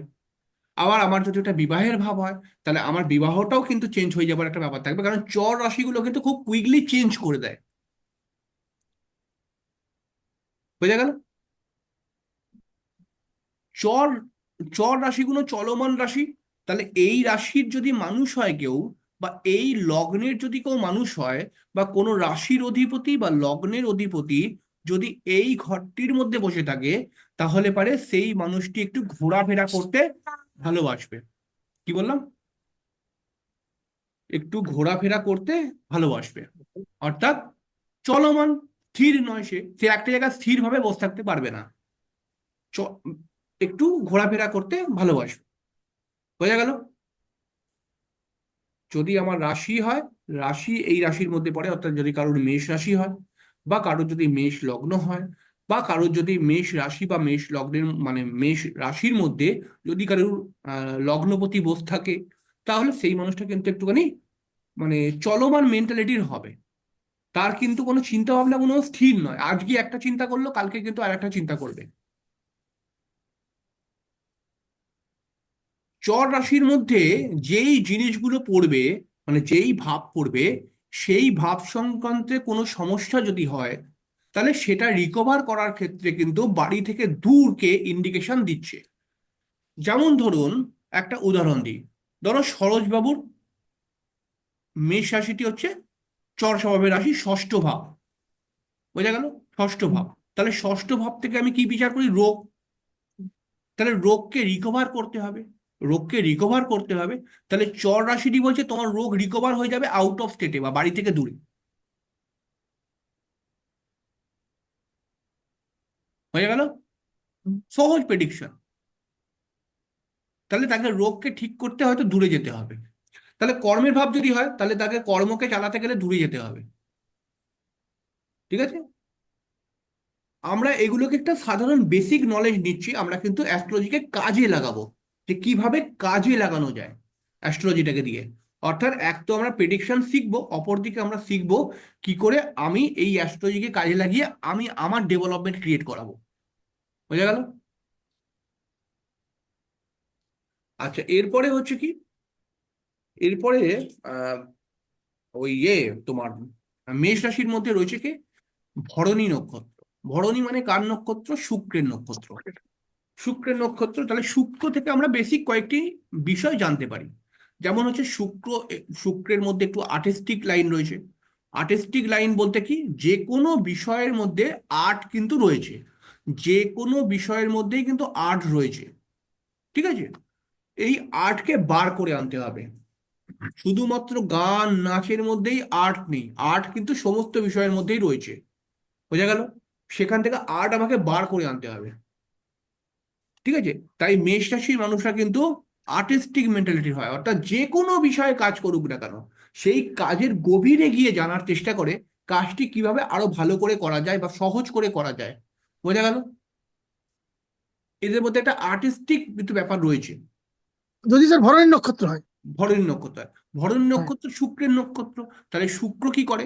শুক্র হচ্ছে কি একটু সৌন্দর্যের কারক গ্রহ, সাজ সৌন্দর্যের কারক গ্রহ। তাহলে মেষ রাশির মানুষ যারা হবে তারা কিন্তু একটু স্বাচ্ছন্দ্য প্রিয় হবে। আচ্ছা, এরপরে উম, যদি আমরা দেখি শুক্রকে থেকে আমরা কি বিচার করি, অর্থ বিচার করে থাকি শুক্রকে দিয়ে। আমরা বৃহস্পতিকে বলি অর্থের দেবতা, কিন্তু পরবর্তী সময় আমরা বলবো বৃহস্পতি আর সূর্যের মধ্যে ডিভাইনটা। তাহলে মেষ রাশির মানুষরা কিন্তু একটু সহজে অর্থ উপার্জন করতে চাইবে ভরণী নক্ষত্রে যদি জন্ম হয়, ঠিক আছে? আচ্ছা, শুক্র হচ্ছে কিছুটা সেক্সুয়াল পাওয়ারের কারক গ্রহ। তাহলে মেষ রাশির মানুষদের মধ্যেও কিন্তু সেক্সুয়াল পাওয়ার থাকবে খুব ভালো, বা একটুখানি সেক্সুয়াল মেন্টালিটির হবে, ভরণী নক্ষত্রে জন্ম হলে বেশি পরিমাণে হবে। তবে একটা কথা মাথায় রাখবেন, বেশি পরিমাণে সেক্সুয়াল হলে যে সেটা খারাপ কখনোই বলা হচ্ছে না। যখন তার মধ্যে দু তিনটি অশুভ গ্রহের প্রভাব যাবে তখন খারাপ হবে। এখন তো যদি কোনো মানুষ, যদি কোনো মানুষ প্রচন্ড ভালো সেক্সুয়াল পাওয়ার থাকে কিন্তু সে সৎ মানুষ হয়, মানে কোনো ছ্যাবলামি বা নোংরামি নেই, তাহলে তো এটা অনেকেই ভালো বলবে। ব্যাপারটা ভালো করে বুঝুন। তো এরকম কিন্তু ব্যাপারটা হয়, যে এটাকে খারাপভাবে নিলে হবে না, ঠিক আছে? তাহলে শুক্রের মধ্যে যে গুণগুলো আছে সেই গুণগুলো ওর মধ্যে চলে আসবে, ঠিক আছে? এখন সহজভাবে বোঝার চেষ্টা করুন, পরবর্তী সময় বিভিন্ন নক্ষত্রের নিজস্ব কারকতা রয়েছে, কিন্তু এখন গুলিয়ে যাবে সব। এখন শুধু মনে করুন যেই নক্ষত্র সেই নক্ষত্রের দেবতাকে বা সেই নক্ষত্রের অধিপতিকে মাথায় রেখে সেই মতো প্রেডিকশন করতে হবে। এরপরে কি কৃত্তিকা নক্ষত্র রয়েছে। কৃত্তিকা রবির নক্ষত্র। কৃত্তিকা নক্ষত্র এই রবিকে সামলাতে অনেকেও পারে না। রবি কখনো আহ, একটা অশুভ গ্রহের রূপ নিয়ে নেয়, রবি কখনো একটি শুভ গ্রহের রূপ নিয়ে নেয়। এবার শুভ আর অশুভ মিলে গেল। এবারে ধরুন উম, এখন বলল, এখন বলছে, ধরো এখন কারুর আহ, এখন বিবাহের ভাবটি, কোনো ছেলের বিবাহের ভাবটি মেষ রাশির ঘরে পড়েছে। এবার তার বউ তার সঙ্গে বিশাল ঝামেলা করছে তার কৃত্তিকা নক্ষত্রেই, মানে আহ, বিবাহের ভাবটি যদি আমরা স্ফুট বার করি, স্ফুট ভাব স্ফুট হয়, এই স্ফুট থেকে আমরা দেখছি বিবাহের ভাবটি রবির স্ফুটের মধ্যে পড়ে গেছে। এবার তার বউ কি করছে, বিশাল চেল্লামেল্লি বরের সাথে, ঠিক আছে? একদম বাড়ির লোক সব চলে এসছে, কি ব্যাপারে এত চেল্লাচ্ছিস কেন, না বিভিন্ন ঝগড়া হচ্ছে। না কি বলতে চাইছি মেয়েটি, না আমাকে কাজ করতে দিতেই হবে, আমি কাজ করব। আর বরটি বলছে তোমাকে আমি কাজ করতে দেব না। এইবারে ওটি বিবাহ স্ফূর্তে পড়েছে, তাহলে কৃত্তিকা নক্ষত্রে। কৃত্তিকা নক্ষত্রের কাজ হচ্ছে কি, যে কৃত্তিকা নক্ষত্রের কাজ হচ্ছে রবি, কৃত্তিকা মানে রবি, রবির কাজ হচ্ছে কি কোনো কিছুকে ধ্বংস করে নতুন কিছুকে উৎপন্ন করা, ভালো করে বুঝুন। এইবার ওই মেয়েটির এত চিল্লাচ্ছে কাজ করার জন্য, আসলে মেয়েটি চিন্তা ভাবনা করেছে আমি যদি কাজ করি আমার সংসারে বেশ কিছুটা লাভ হবে, ঠিক আছে? কিন্তু তার জন্য আমার ঝামেলা, পরিবারের সঙ্গে বা বাড়ির লোকের সঙ্গে আমার বরের সঙ্গে আমাকে ঝামেলা করতেও হবে, বোঝা গেল? অর্থাৎ কোনো কিছুকে সৃষ্টি করতে যাচ্ছে, কোনো কিছুকে নষ্ট করে দিচ্ছে, বোঝা গেল? তা এরকম ভাবে কিন্তু প্রত্যেকটি রাশি কাজ করছে। তো এবার আমাদেরকে যেতে হবে ভাবের মধ্যে, ভাব কিন্তু খুব গুরুত্বপূর্ণ বিষয়। আসলে আমাদের মেন বিচার কিন্তু ভাবকে নিয়ে, অর্থাৎ কোন ভাব থেকে আমরা কি কি বিচার করব, কোন ভাব থেকে কি কি বিচার বিচার কি কি বিচার বিষয় বিচার করা হয়। তাহলে ভাব সম্পর্কে তোমাদের কোনো আইডিয়া রয়েছে? কি আইডিয়া রয়েছে বলো? পৌলমী একদম সেজে গুজে একদম কি হয়ে গেছে। 12টি ভাব আছে। হ্যাঁ বলো তারপরে। ওই যে 12টি রাশি হচ্ছে 12টি ভাব। হ্যাঁ, ভাব মানে কি আসলে? ভাব মানে কি? ধরো লগ্ন ও, ভাব। লগ্ন ভাব মানে কি? লগ্ন মানে আমার দেহ, আমার মান সম্মান যশ, আমার চরিত্র, আমি কতটা ক্যাপাসিটি নিতে পারবো, করার ক্ষমতা, সেগুলো সবই হচ্ছে লগ্ন থেকে বিচার হয়। আচ্ছা, আর সপ্তম ভাবটি? সপ্তম ভাব ব্যবসা আছে, লোনের ব্যাপার রয়েছে বা লোনের লোন তো আছে, লোন নয়, বিবাহ। সপ্তম ভাব কিসের ভাব? পার্টনারের। বললেন না, বললেন। হ্যাঁ, বলো। বললাম কি বললেন, ভাবটা আরেকবার বলুন। সপ্তম ভাব, সপ্তম। ব্যবসা বাণিজ্য হয়, হ্যাঁ। ব্যবসা, পার্টনারশিপ, হ্যাঁ, লাইফ পার্টনার, মানে যেরকম মানে পার্টনারশিপ জনিত যেগুলো, সেগুলো সপ্তম ভাব থেকে। আর বিবাহ? সপ্তম ভাব, বললাম তো, বিবাহিত জীবনের মানে যিনি পার্টনার। হ্যাঁ। তাহলে প্রত্যেকটি ভাব সম্পর্কে দু একটি কথা তোমাদেরকে মাথায় রাখতে হবে। প্রথম হচ্ছে কি লগ্ন ভাব। আমরা আজকে একটা সাধারণ টাচ করে দিয়ে বেরিয়ে যাচ্ছি, পরবর্তী দিন থেকে আমরা মেন আলোচনার মধ্যে চলে আসবো। আজকে আমরা একটা টাচ করছি, ঠিক আছে? লগ্ন ভাব। লগ্ন ভাব একটি জন্মছকের মধ্যে সব থেকে বেশি গুরুত্বপূর্ণ ভাব হচ্ছে লগ্ন ভাব, তাই না? একটি জন্মছক, অর্থাৎ 12টি ঘর আছে জন্মছকের মধ্যে, একটি জন্মছকের মধ্যে সব থেকে গুরুত্বপূর্ণ বিষয় হচ্ছে লগ্ন ভাব। যেই জাতকের আমি জন্মকুণ্ডলী দেখব সেই জাতকেরই লগ্ন ভাব। কারণ আমি যা কিছুই বিচার করি না কেন, আসলে তার কেন্দ্রবিন্দুতে দাঁড়িয়ে আছে ওই মানে জাতকটি, তাই না? কর্ম বিচার করি, বিবাহ বিচার করি, অর্থ বিচার করি, যাই কিছু বিচার করি, ভাগ্য বিচার করি, আসলে কিন্তু ওই জাতকের বিচার করছি, তাই না?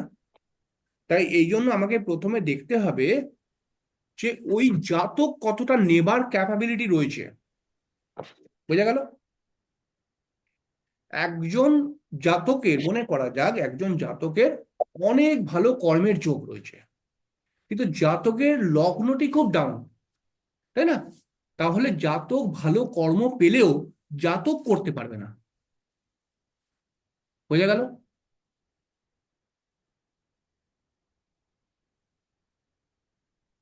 একটি ছকের মধ্যে আমি দেখলাম যে জাতকের সপ্তম ভাবটি খুব সুন্দর হয়ে আছে, তাহলে জাতকের কিন্তু খুব সুন্দরী মহিলার সঙ্গে বিবাহ হবে, যেমন চাইছে খুব সুন্দর সুন্দর বিষয়ের সঙ্গে, মানে মহিলার সঙ্গে বিবাহ হবে।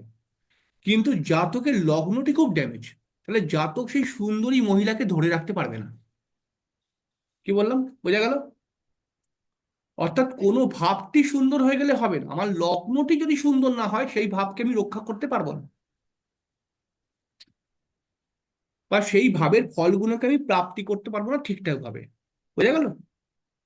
তাহলে আমি যদি দেখি কারোর চতুর্থ ভাবটি খুব ভালো, তাহলে চতুর্থ ভাব থেকে আমরা এডুকেশন বিচার করি, ঠিক আছে?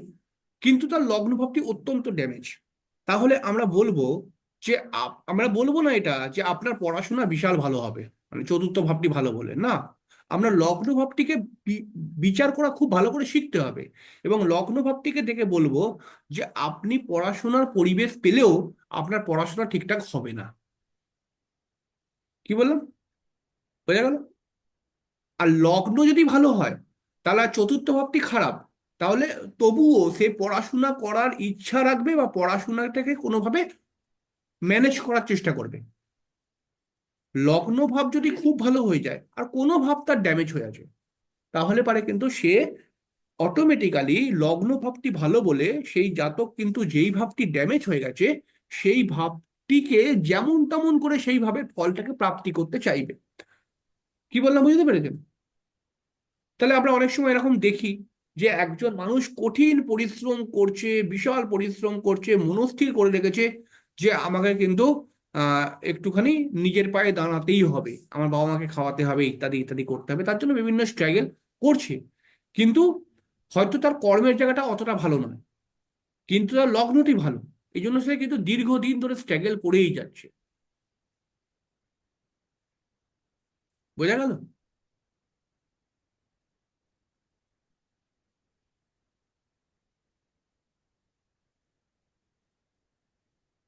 লগ্ন ভাব থেকে আমরা কোনো ব্যক্তির চরিত্র, স্বাস্থ্য এবং আয়ু এবং মেন্টালিটি এইগুলোকে বিচার করি। বোঝা গেল? লগ্ন ভাব থেকে আমরা কোনো ব্যক্তির স্বাস্থ্য, চরিত্র, মেন্টালিটি এবং আয়ু এই চারটি জিনিসকে বিচার করি, এবং এই চারটি জিনিসকে ধরে আরো অন্যান্য জিনিস আমি বলতে পারি। মানে চরিত্রকে নিয়ে আমি অনেক কথা বলতে পারি, স্বাস্থ্যকে নিয়ে আমি অনেক কথা বলতে পারি, মেন্টালিটিকে নিয়ে আমি দু চারটে কথা বলতে পারি, কিন্তু এই চারটি মূল স্তম্ভ এইগুলো বিচার করি। এই ভাবকে বলা হয় তনু ভাব। বোঝা গেল কি ভাব বললাম?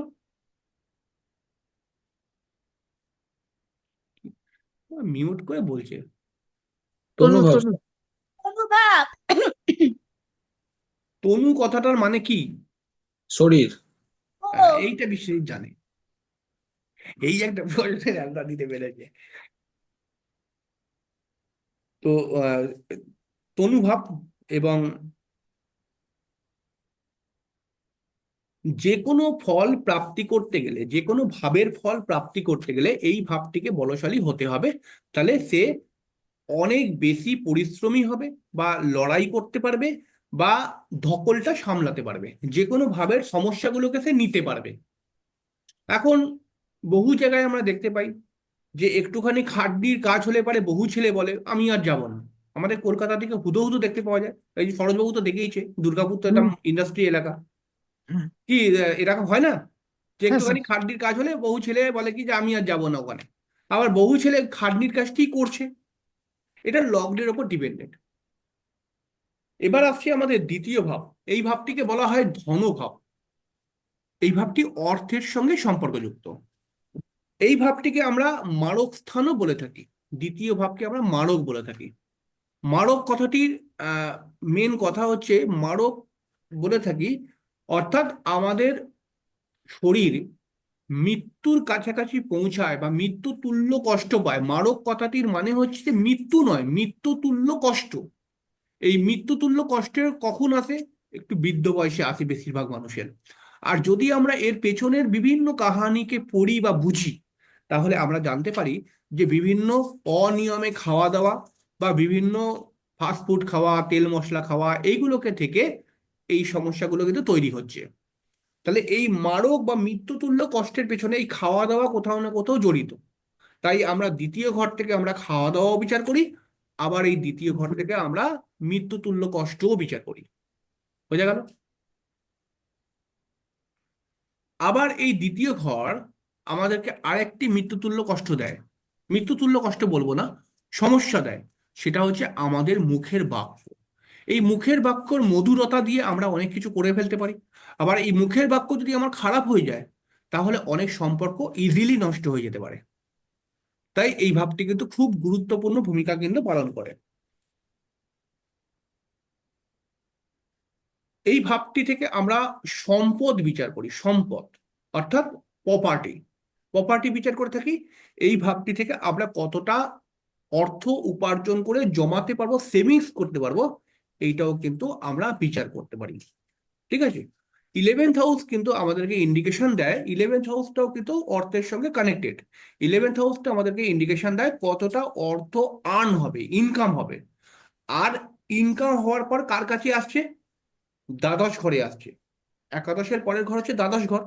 তাহলে দ্বাদশ ঘরে এসে এবার হচ্ছে ইনকাম তো হলো, এবার খরচা কি আছে। ঠিক আছে? ইনকাম হওয়ার পর খরচার হিসাব দেখিয়ে দেবে দ্বাদশ ঘর। দ্বাদশ ঘরে খরচা টরচা হয়ে যাওয়ার পর তারপরে আসছে কি লগ্ন। তার মানে তোমার খরচা টরচা হওয়ার পর এবার তোমার কাছে কতটা টাকা রইল। এবারে লগ্ন ডিসাইড করবে আমি কতটা টাকা পয়সা সেভিংস এর ঘরে পাঠাবো, তৃতীয় ঘরে। লগ্ন তার নিজের কাজে বিভিন্ন পয়সা করে খরচা করবে, খরচা করার পর সেভিংসে পাঠিয়ে দেবে। সেই পরিমাণে অর্থটা জমবে আমার। তাহলে এটা কিন্তু ওই অর্থ সেভিংস করার ভাব। তৃতীয় ভাব, তৃতীয় ভাবটি কিন্তু খুবই গুরুত্বপূর্ণ ভাব। এছাড়াও দ্বিতীয় ভাব থেকে আমরা প্রাক প্রাথমিক বিদ্যা, দ্বিতীয় ভাব থেকে আমরা মুখের বাক্য তো বললামই, তার সঙ্গে সঙ্গে সংস্কার, এগুলো কিন্তু বিচার করে থাকি। যে কোন সংস্কারে একজন জাতক বড় হয়েছে সেটাও কিন্তু বিচার করি। তৃতীয় ভাবটিও কিন্তু খুব গুরুত্বপূর্ণ। এই ভাবটি থেকে এই ভাবটিকে বলা হয় সহজ ভাব। সহজ কথাটা শুনেছো? সহজ মানে কি, বিশ্বজিৎ বলো? ভাতৃভাব। সহজ মানে হচ্ছে ভাই, সহোদর, ভাই মানে বোন। সহজ মানে হচ্ছে সহোদর, মানে আমার নিচে যে রয়েছে, আমার আমার তলায় যে ভাই বোন রয়েছে, হুম। এই ভাই বোন বিচার করা হয় থাকে।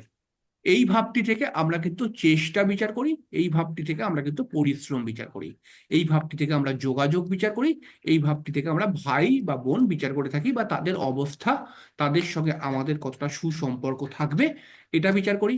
একজন মানুষ কতটা পরিশ্রমী হবে, কতটা চেষ্টা করতে পারবে সেটা বিচার করে থাকি।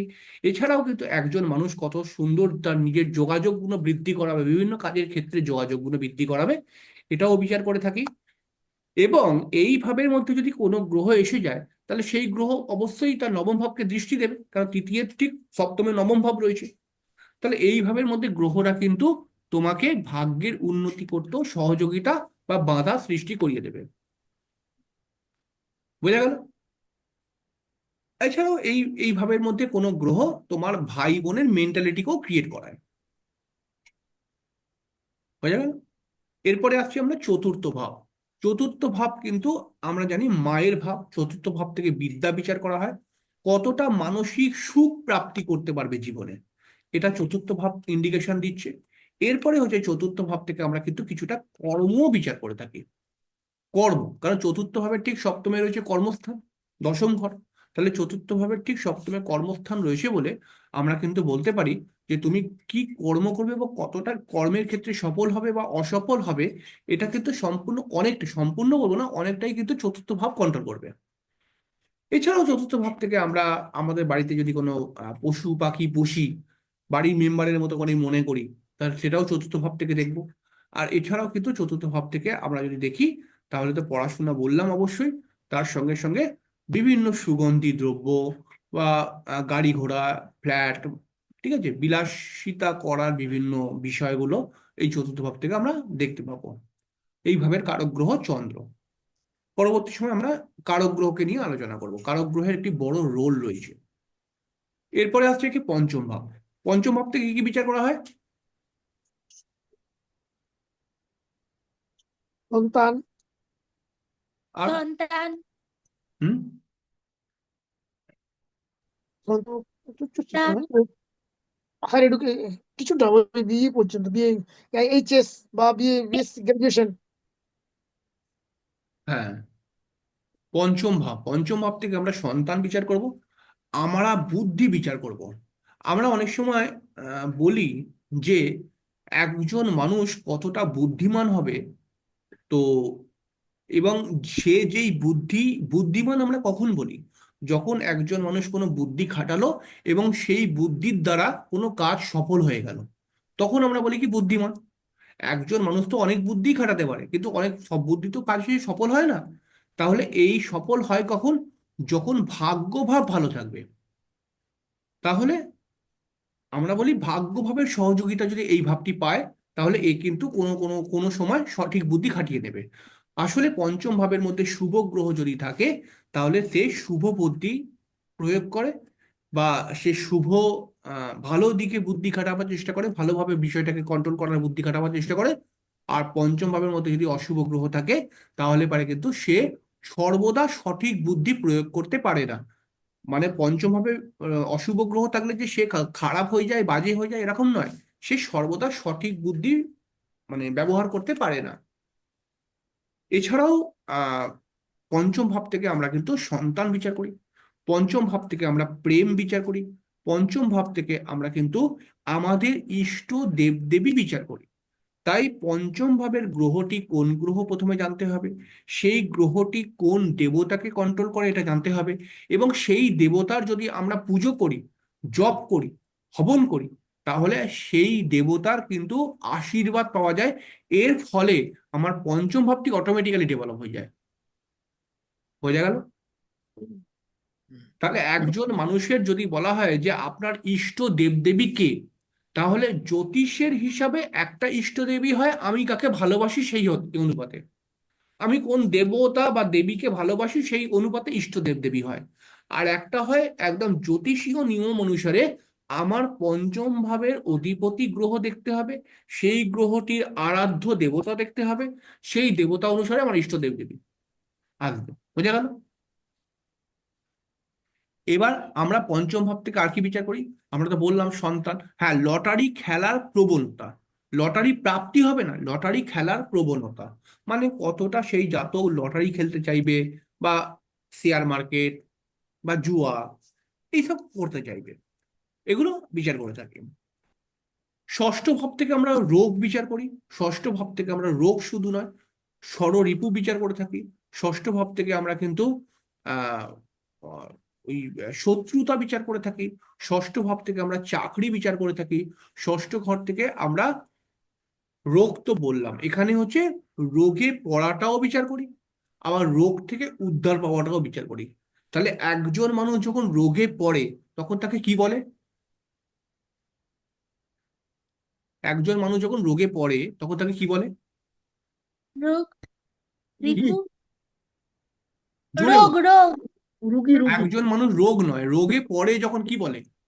রুগী রুগী, বলে পেশেন্ট। হ্যাঁ। আর একজন মানুষ রুগী যখন রোগ থেকে রিকভার হয়, সেই মানুষটাকে, হুম, মানে যে রোগ থেকে আমাকে রিকভার করছে তাকে কি বলে? সুস্থ। সুস্থ হ্যাঁ, হয়েছে, হ্যাঁ, হ্যাঁ।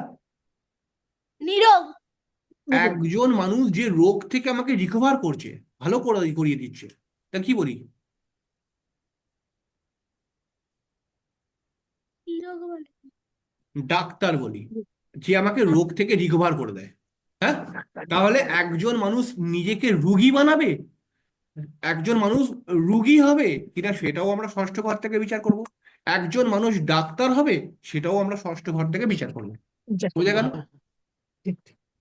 হুম, একজন মানুষ, একজন মানুষ চাকরি করবে, না একজন মানুষ লোককে চাকরি দেবে, এই দুটো বিষয়ই আমি ষষ্ঠ ঘর থেকে বিচার করব। একজন মানুষ শত্রুতার কবলে পড়বে, না ওই মানুষটি অন্য কারোর সঙ্গে শত্রুতা করবে। কি বললাম? হুম, ষষ্ঠ ঘর হুম, থেকে বিচার করি। ষষ্ঠ ঘর থেকে অনেক সময় আমরা আহ বিভিন্ন কেস কাছারি ব্যাপারগুলো বিচার করে থাকি। বুঝতে পারছেন? আইনি জটিলতার ব্যাপারগুলো বিচার করে থাকি। আইনি সমস্যা, জটিলতাটা কিন্তু অষ্টম ঘর। সমস্যা, জটিলতার সমস্যার মধ্যে পার্থক্য। সমস্যা মানে হচ্ছে আপনার কোনো আইনি সমস্যা, বুঝতে পারছেন? আর জটিলতা হচ্ছে কি ওই সমস্যাও রিকভার হচ্ছে, মানে ঠিকঠাক হচ্ছে না, ওটা জটিলতা, আইনি জটিলতা। আপনার আইনি সমস্যা একটা প্রথমে রয়েছে এবং সেই সমস্যাটা আরো ক্রিটিক্যাল হয়ে গেছে, বা ওই সমস্যাটি আরো রিকভার হচ্ছে না খুব তাড়াতাড়ি, সেটা জটিলতা। বোঝা গেল? তাহলে আমি আইনি সমস্যার মধ্যে পড়বো কিনা ষষ্ঠ ঘর থেকে বিচার করব। আমাকে কেউ আইনি, বা একজন মানুষ আইনি সমস্যায় পড়লে তাকে রিকভার করবে কিনা, কে করে রিকভার করে?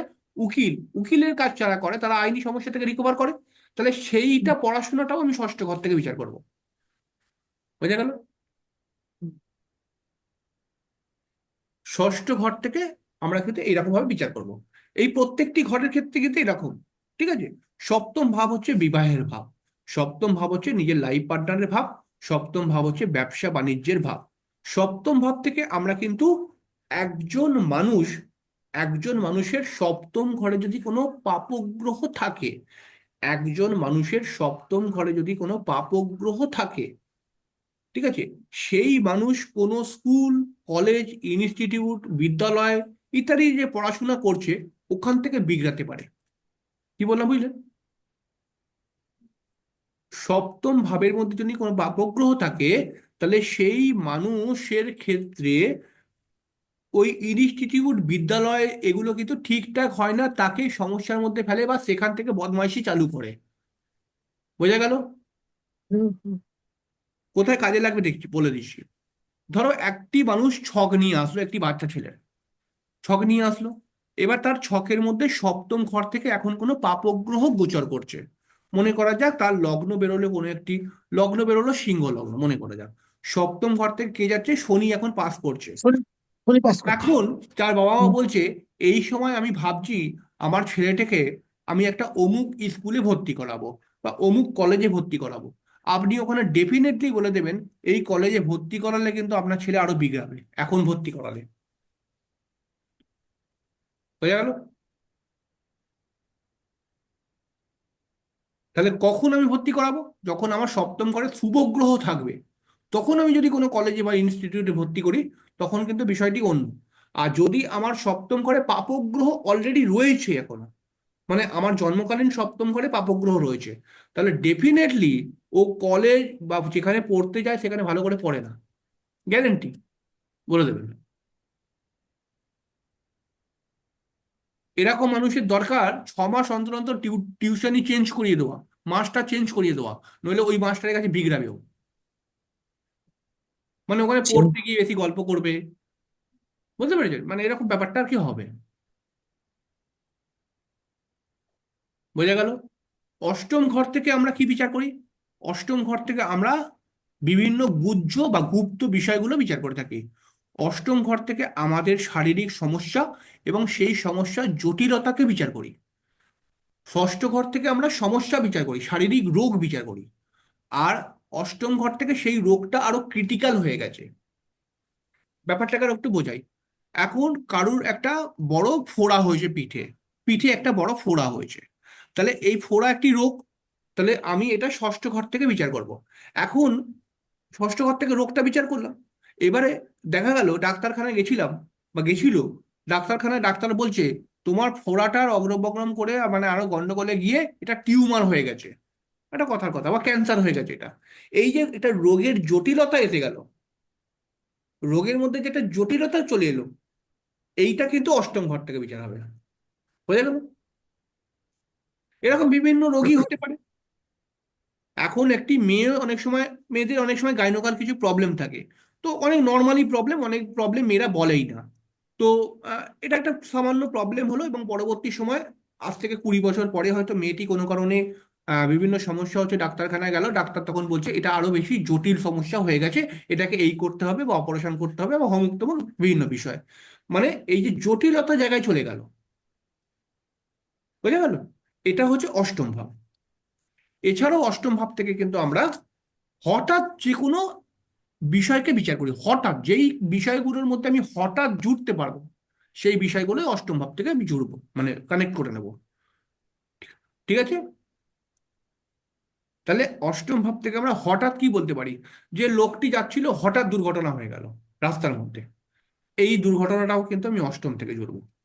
আমি বলতে পারি যে লোকটি ভালো ছিল, এক্ষুনি বাড়িতে কথা বলে আসলাম, হঠাৎ হার্ট অ্যাটাক করে মরে গেল, এই হঠাৎ মরে গেল, এই হঠাৎটা যখনই জুড়ে দিলাম তখনই অষ্টম ঢুকে গেল।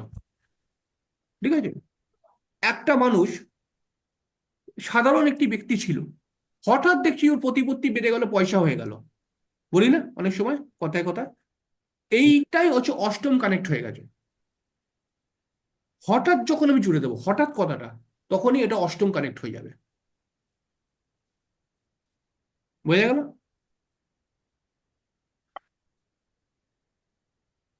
অষ্টম ঘর থেকে আমরা কিন্তু কোনো কারোর মৃত্যুর পরে যদি প্রপার্টি পাওয়া যায়, সেই প্রপার্টিটাকে আমরা অষ্টমের প্রাপ্তি বলে ধরে নিয়ে থাকি। কোনো কারোর মৃত্যুর পরে যদি তার প্রপার্টি পাওয়া যায়, ঠিক আছে?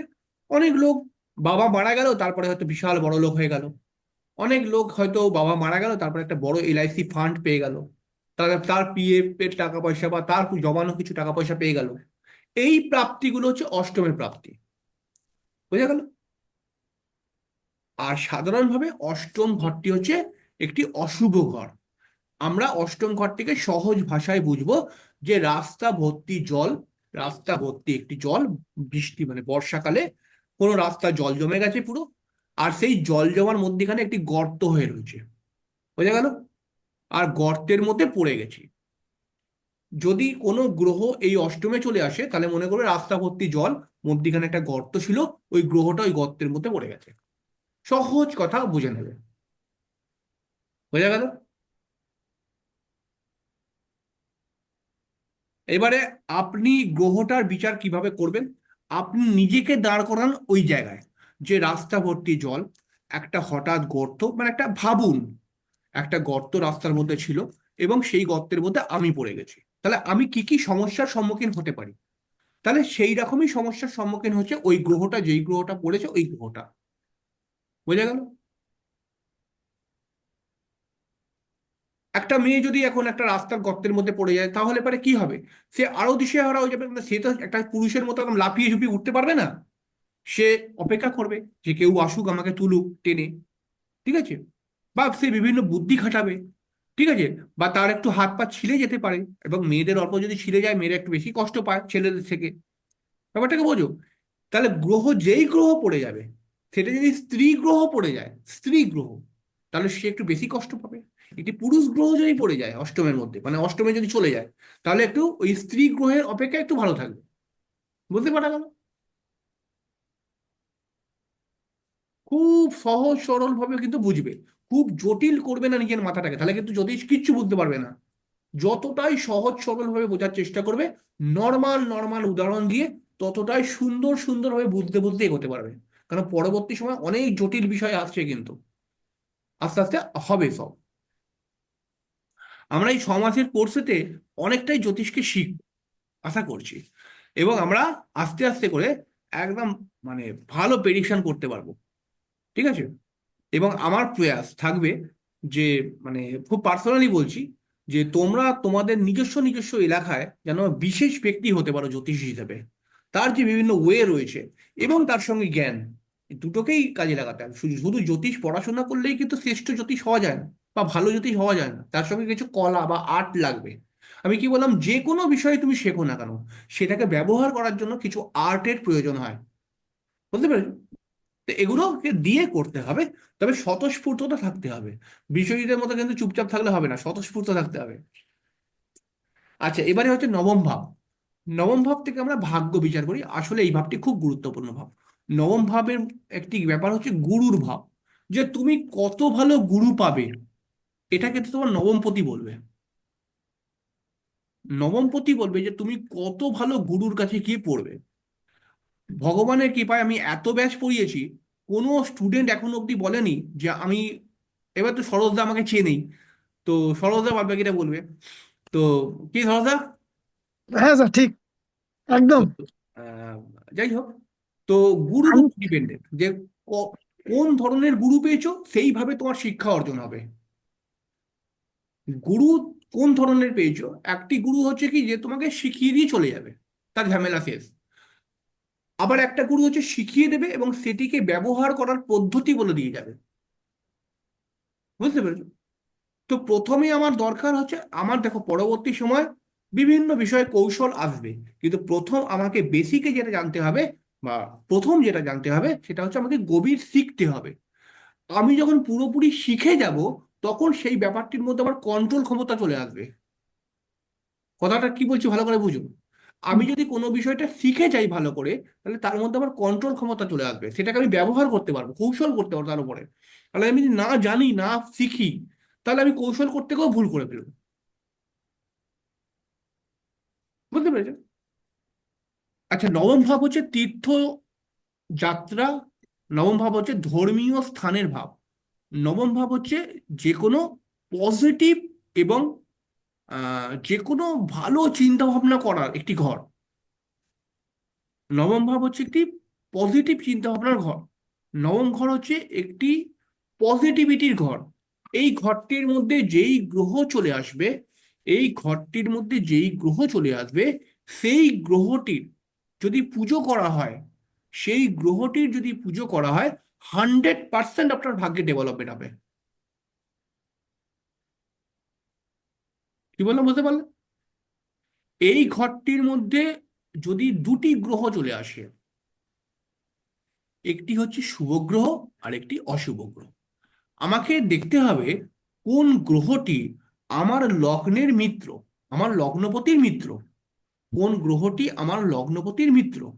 এবার সেই গ্রহটির যদি আমি পুজো করি, কারণ সেই গ্রহটি বিপদে পড়ে আছে, আমরা এমনি ক্যাজুয়ালি কথায় বলছি, পরবর্তী সময় আরো বিশ্লেষণ করব। তো সেই গ্রহটির যদি আমরা পুজো করতে পারি, সেই গ্রহটি খুব সন্তুষ্ট হয় আমাদের উপরে।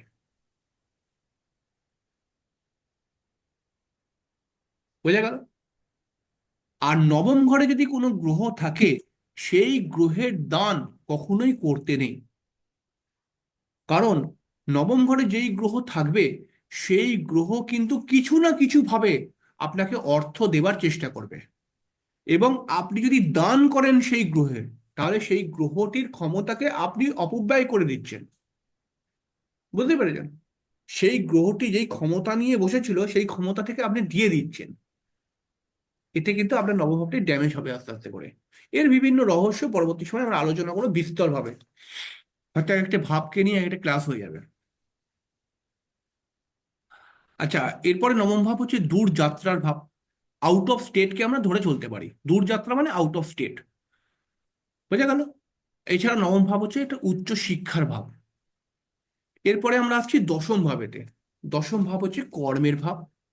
কর্ম, কর্ম প্রণালী এবং কর্মের যোগ্যতা এবং তার সঙ্গে সঙ্গে মান সম্মানের ভাব হচ্ছে এই 10th হাউস। এই 10th হাউস কিন্তু খুব গুরুত্বপূর্ণ ভাব, কারণ এটি হচ্ছে সর্বশ্রেষ্ঠ কেন্দ্র ভাব। অর্থাৎ আমরা জানি 1, 4, 7, 10 কেন্দ্রস্থান। কেন্দ্র। সব থেকে বড় কেন্দ্রস্থান হচ্ছে কি দশম ভাবটি। তাহলে এর মধ্যে কেন্দ্রত্ব ক্ষমতা অনেক বেশি। ঠিক আছে? কেন্দ্রগুলো কি কাজ করে? কোনো জিনিসকে ধরে রাখার কাজ করে। অর্থাৎ একটি টেবিলের যদি 4টি পায়া দেখি, 4টি পায়া হচ্ছে কেন্দ্র। ওই 4টি পায়ার সাহায্যে টেবিলটি দাঁড়িয়ে রয়েছে।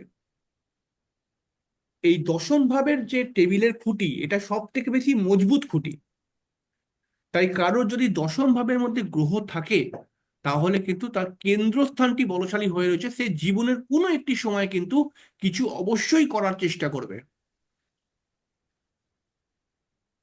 কি বললাম, বলতে পেরেছেন? 11th হাউস কিন্তু আসলে আর্থিক উপার্জনের ভাব, সফল হওয়ার ভাব, সফলতাকে ইন্ডিকেশন দেয়। তবে 11th হাউসটি কিন্তু একটি রহস্যজনক ভাব। এই ভাবটির মধ্যেই লুকিয়ে আছে বেশ কিছু অশুভত্ব। কেন কেন বলছি এই কথা? জোরে তেসরাই বলো, ভাব। খুলে বলো, খুলে খুলে। হ্যাঁ হ্যাঁ, তেসরাই ভাব স্যার। খুলে। এই পৌলমীকে নিয়ে পারবো না। হ্যাঁ, কি বলো? স্যার তেসরাই ভাব। হ্যাঁ, তেস- তেসরাই ভাব। তেসরায়। হ্যাঁ, হ্যাঁ, তার তেসরা ভাব কি কি আসলো? 3, 3, 6, 11। 3, 6, 11th। এটা পরবর্তী সময় আমরা আলোচনা করব। তৃতীয়, ষষ্ঠ, একাদশ ভাবটি হচ্ছে খুবই গুরুত্বপূর্ণ অশুভ ভাব। কিন্তু এটাকে সবাই বলে মোটামুটি শুভ, চলে যাবে, কিন্তু না, এটা খুব বড় অশুভ ভাব। এই ভাবটির পেছনে লুকিয়ে থাকে একটি রহস্য।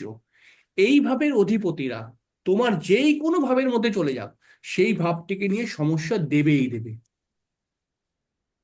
সেই ভাবটিকে নিয়ে সমস্যা দেবে। এই ভাবের অধিপতিরা তোমার কোনো ভাবে যদি চলে যায়, যদিও বা সেই ভাব থেকে লাভ আসে, তারপরে তার সমস্যাও লেগে থাকবে। বোঝা গেল? প্রথমে আমরা শুনবো কি, আমরা হিসাব করব একাদশ ভাবের অধিপতি সপ্তম ভাবের সঙ্গে কানেক্ট করেছে, তাহলে তো একদম মানে বিবাহ, সফল বিবাহ হবে। মনে করা যায় একটা কথার হুম। কথা, ঠিক আছে? তো ওই সফল হুম। বিবাহ যে কি বাঁশ হবে আমরাই বুঝতে পারছি। বুঝতে পারছো? কারণ একাদশ ভাবটি কানেক্ট হয়েছে ওর মধ্যে, এই কারণে। তাহলে এখন একটা সাধারণ জ্যোতিষী বলবে যে আপনি সফল বিবাহ হবে, মানে বিবাহ আপনার সফল, মানে আপনি খুব ভালো বিবাহ করতে পারবেন। কিন্তু একজন জ্ঞানী জ্যোতিষী, এক্সপার্ট জ্যোতিষী বলবে ওই বিবাহটা হবে, সফলভাবে হয়ে যাবে হয়তো বিবাহ, কিন্তু বিবাহটার পরে ঝামেলা অবশ্যই আসবে, ডেফিনেটলি। কি বললাম, বলতে পেরেছেন? এইভাবে কাজ করে।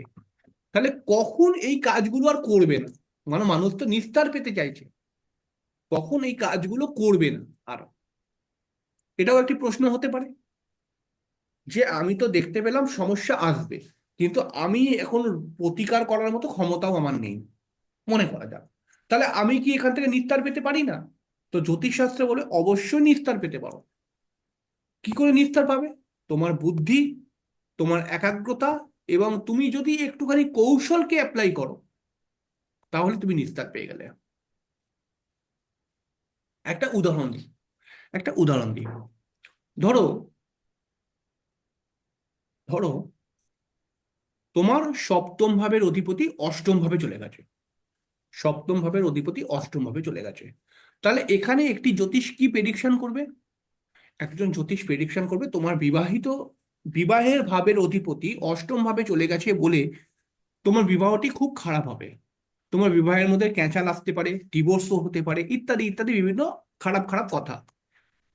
তাহলে এখন একটি মেয়ে বা ছেলে বলছে যে দাদা একটা এমন কিছু বলুন যাতে আমার সমস্যাও না আসে, আমি ঠিকঠাকভাবে বিবাহিত জীবনটাকে কন্ট্রোল করতে পারি, আর প্রতিকার করারও পয়সা নেই আমার কাছে। এবার একজন জ্যোতিষী কি বলবে? জ্যোতিষীর অ্যান্সার তখন, এখন বহু জ্যোতিষী বলতে পারবে না এটা যে কি করে ঠিক হবে, হুম, কিন্তু আমি বলছি আজকে লিখে রাখুন, আমি যে সূত্র দিচ্ছি সেই সূত্রতে 100% হয়ে যাবে ঠিক। এটা কি? অষ্টমের সঙ্গে রিলেটেড কাজকর্ম করে এমন ছেলেকে যদি বিয়ে করে, তার বিবাহিত জীবনে কোনোদিন সমস্যা আসবে না। কি বললাম?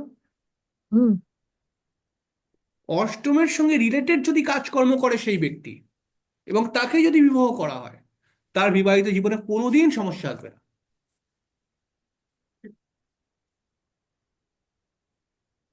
বোঝা গেল? এইভাবে আমরা কিন্তু ইউটিলাইজ করব বিষয়গুলোকে, অর্থাৎ কিভাবে আমরা রিকভার হতে পারবো। একজন মানুষের সপ্তম স্থানে কেতু রয়েছে, সপ্তম স্থানে কেতু, ঠিক আছে? সপ্তম স্থানে কেতু থাকলে মানে বিবাহের সপ্তম স্থান, সপ্তম স্থান মানে বিবাহের ভাব, সপ্তম স্থানে কেতু মানে বিবাহের স্থানে কেতু রয়েছে। কেতু থাকলে পারে কি করবে? কেতুর প্রথম কাজ হচ্ছে বাধা দেওয়া। যেইভাবে কেতু বসে থাকবে ওই ভাব থেকেই বাধা দেয়, সমস্যা দেয়, ওই ভাবের ফল তাড়াতাড়ি প্রাপ্তি করতে পারে না জাতক। এক। দ্বিতীয় নম্বর হচ্ছে কি, ওই ভাবের ফলটি যথাযথ সুন্দর হয় না। দুই। ঠিক আছে? ওই ভাব থেকে শত্রুতা আসে। এবার এই তিনটেকে যদি আমি একদম মিলিয়ে দিই, তাহলে আসলে বিবাহিত জীবনে ডিভোর্স কনফার্ম হয়ে গেল। যদি আমার বরকে দেখতেও সুন্দর না হয়, আমার বর যদি আমার সঙ্গে শত্রুতা করে, আমার বর যদি বারবার আমার যে কোনো কাজের ক্ষেত্রে বাধাপ্রাপ্ত করাবার চেষ্টা করে, বা আমার বিবাহই হতে যদি বাধা হয়ে যায়, তাহলে আমার বিবাহের প্রতি সেই ইন্টারেস্টটা থাকে না। অটোমেটিক্যালি একটা যদি 25 বছর, 28 বছর, 30 বছরের মেয়ের মধ্যে যতটা বিবাহের প্রতি একটা ইন্টারেস্ট রয়েছে, একটা 42 বছর বা 40 বছরের মেয়ের কি ওই ইন্টারেস্ট থাকবে? থাকবে না। তাহলে এবার কি হবে? এবার বলছে কি আমার বিবাহটাও আমি করতে চাই, সুন্দরভাবে বিবাহ করতে চাই, এবং আমার বিবাহিত যেন সমস্যার মধ্যেও না পড়ে, একটা এমন উপায় দিন। বোঝা গেল? কিন্তু রেমেডি করার পয়সাও আমার কাছে নেই, মানে কথার কথা বলছি, রেমেডি করার পয়সাও আমার কাছে নেই। তখন একজন জ্যোতিষী ওকে কি সাজেস্ট করবে? তখন একটি কথা বলবে যে আপনি কেতুর ধরনের মানুষকে বিবাহ করুন, যে কেতু রিলেটেড কাজকর্ম করে, বা কেতুর মতো, অর্থাৎ কেতু যেমন দেখতে, পরবর্তী সময় দেখার বিবরণটা দেব, ওই অনুপাতি আপনি বিবাহ করুন। অথবা কেতুর প্রথম ক্রাইটেরিয়াটাকে আপনি মেনে বিবাহ করুন। কেতুর প্রথম ক্রাইটেরিয়াটা কি? কেতুর কাজ হচ্ছে কি, কেতুকে আমরা পরবর্তী সময় বুঝবো, যখন আমরা পড়বো আরো, তখন বুঝবো কেতু কিন্তু কোনো প্রশ্নকে উত্তর দিতে বাধ্য নয়। অর্থাৎ আপনি যদি আপনার বরের পেছনে বারবার কোথায় গেছিলে, কেন গেছিলে, ক টাকা উপার্জন করলে, কত খরচ করলে, এর বিভিন্ন হিসাব নিয়ে প্রশ্ন করেন, আপনার ডিভোর্স 100% চলে আসবে। আর আপনি যদি খালি বলেন না তুমি যেটা করছো ভালোই করছো, আপনার ডিভোর্স জীবনও আসবে না, জীবনও আসবে না। এবার আজ থেকে আপনি দেখে নিন, যেই সমস্ত আহ, লগ্নের মানে যে সমস্ত মানুষের সপ্তম স্থানে কেতু রয়েছে আর যাদের ডিভোর্স হয়নি, তাদের ভেতরে এই গুণগুলো রয়েছে। তারা বরকে বা স্ত্রীকে এত কৈফত করে না। আর কোনো ছেলের যদি ধরুন সপ্তম স্থানে কেতু রয়েছে, এবার সেই ছেলেটা যদি, সেই ছেলেটার সাধারণ নেচার চলে আসবে, আমার বউ কোথায় গেছিল, কোনো বাইরে চক্কর চালাচ্ছে না তো, বাইরে কোথাও প্রেম করছে না তো, এইসব নিয়ে প্রশ্ন, এতে ডিভোর্স হয়ে যাবে। এখন ছেলেটা যদি ওই মেয়েটার সামনেই বলে তুমি কি করছো না করছো তোমার উপর আমার সম্পূর্ণ বিশ্বাস রয়েছে, তাহলে জীবনেও ডিভোর্স হবে। Thank you. কারণ কেতুর মধ্যে কি রয়েছে, কি বললাম বুঝতে পেরেছেন?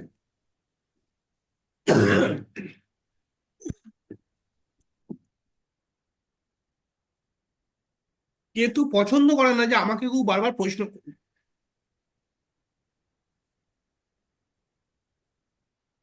বোঝা গেল?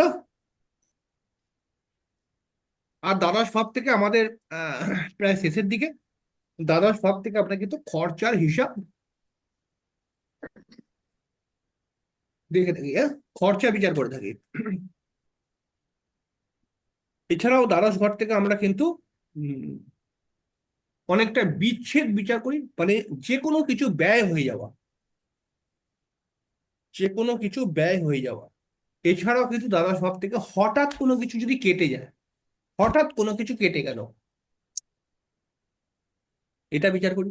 দ্বাদশ ঘর থেকে আমরা কারাগার বিচার করে থাকি। দ্বাদশ ঘর থেকে আমরা হসপিটালাইজ বিচার করে থাকি, মানে রোগ হয়ে বিভিন্ন ডাক্তারখানা হসপিটালের মধ্যে আমরা যারা চিকিৎসা করতে যাই, এটা বিচার করি।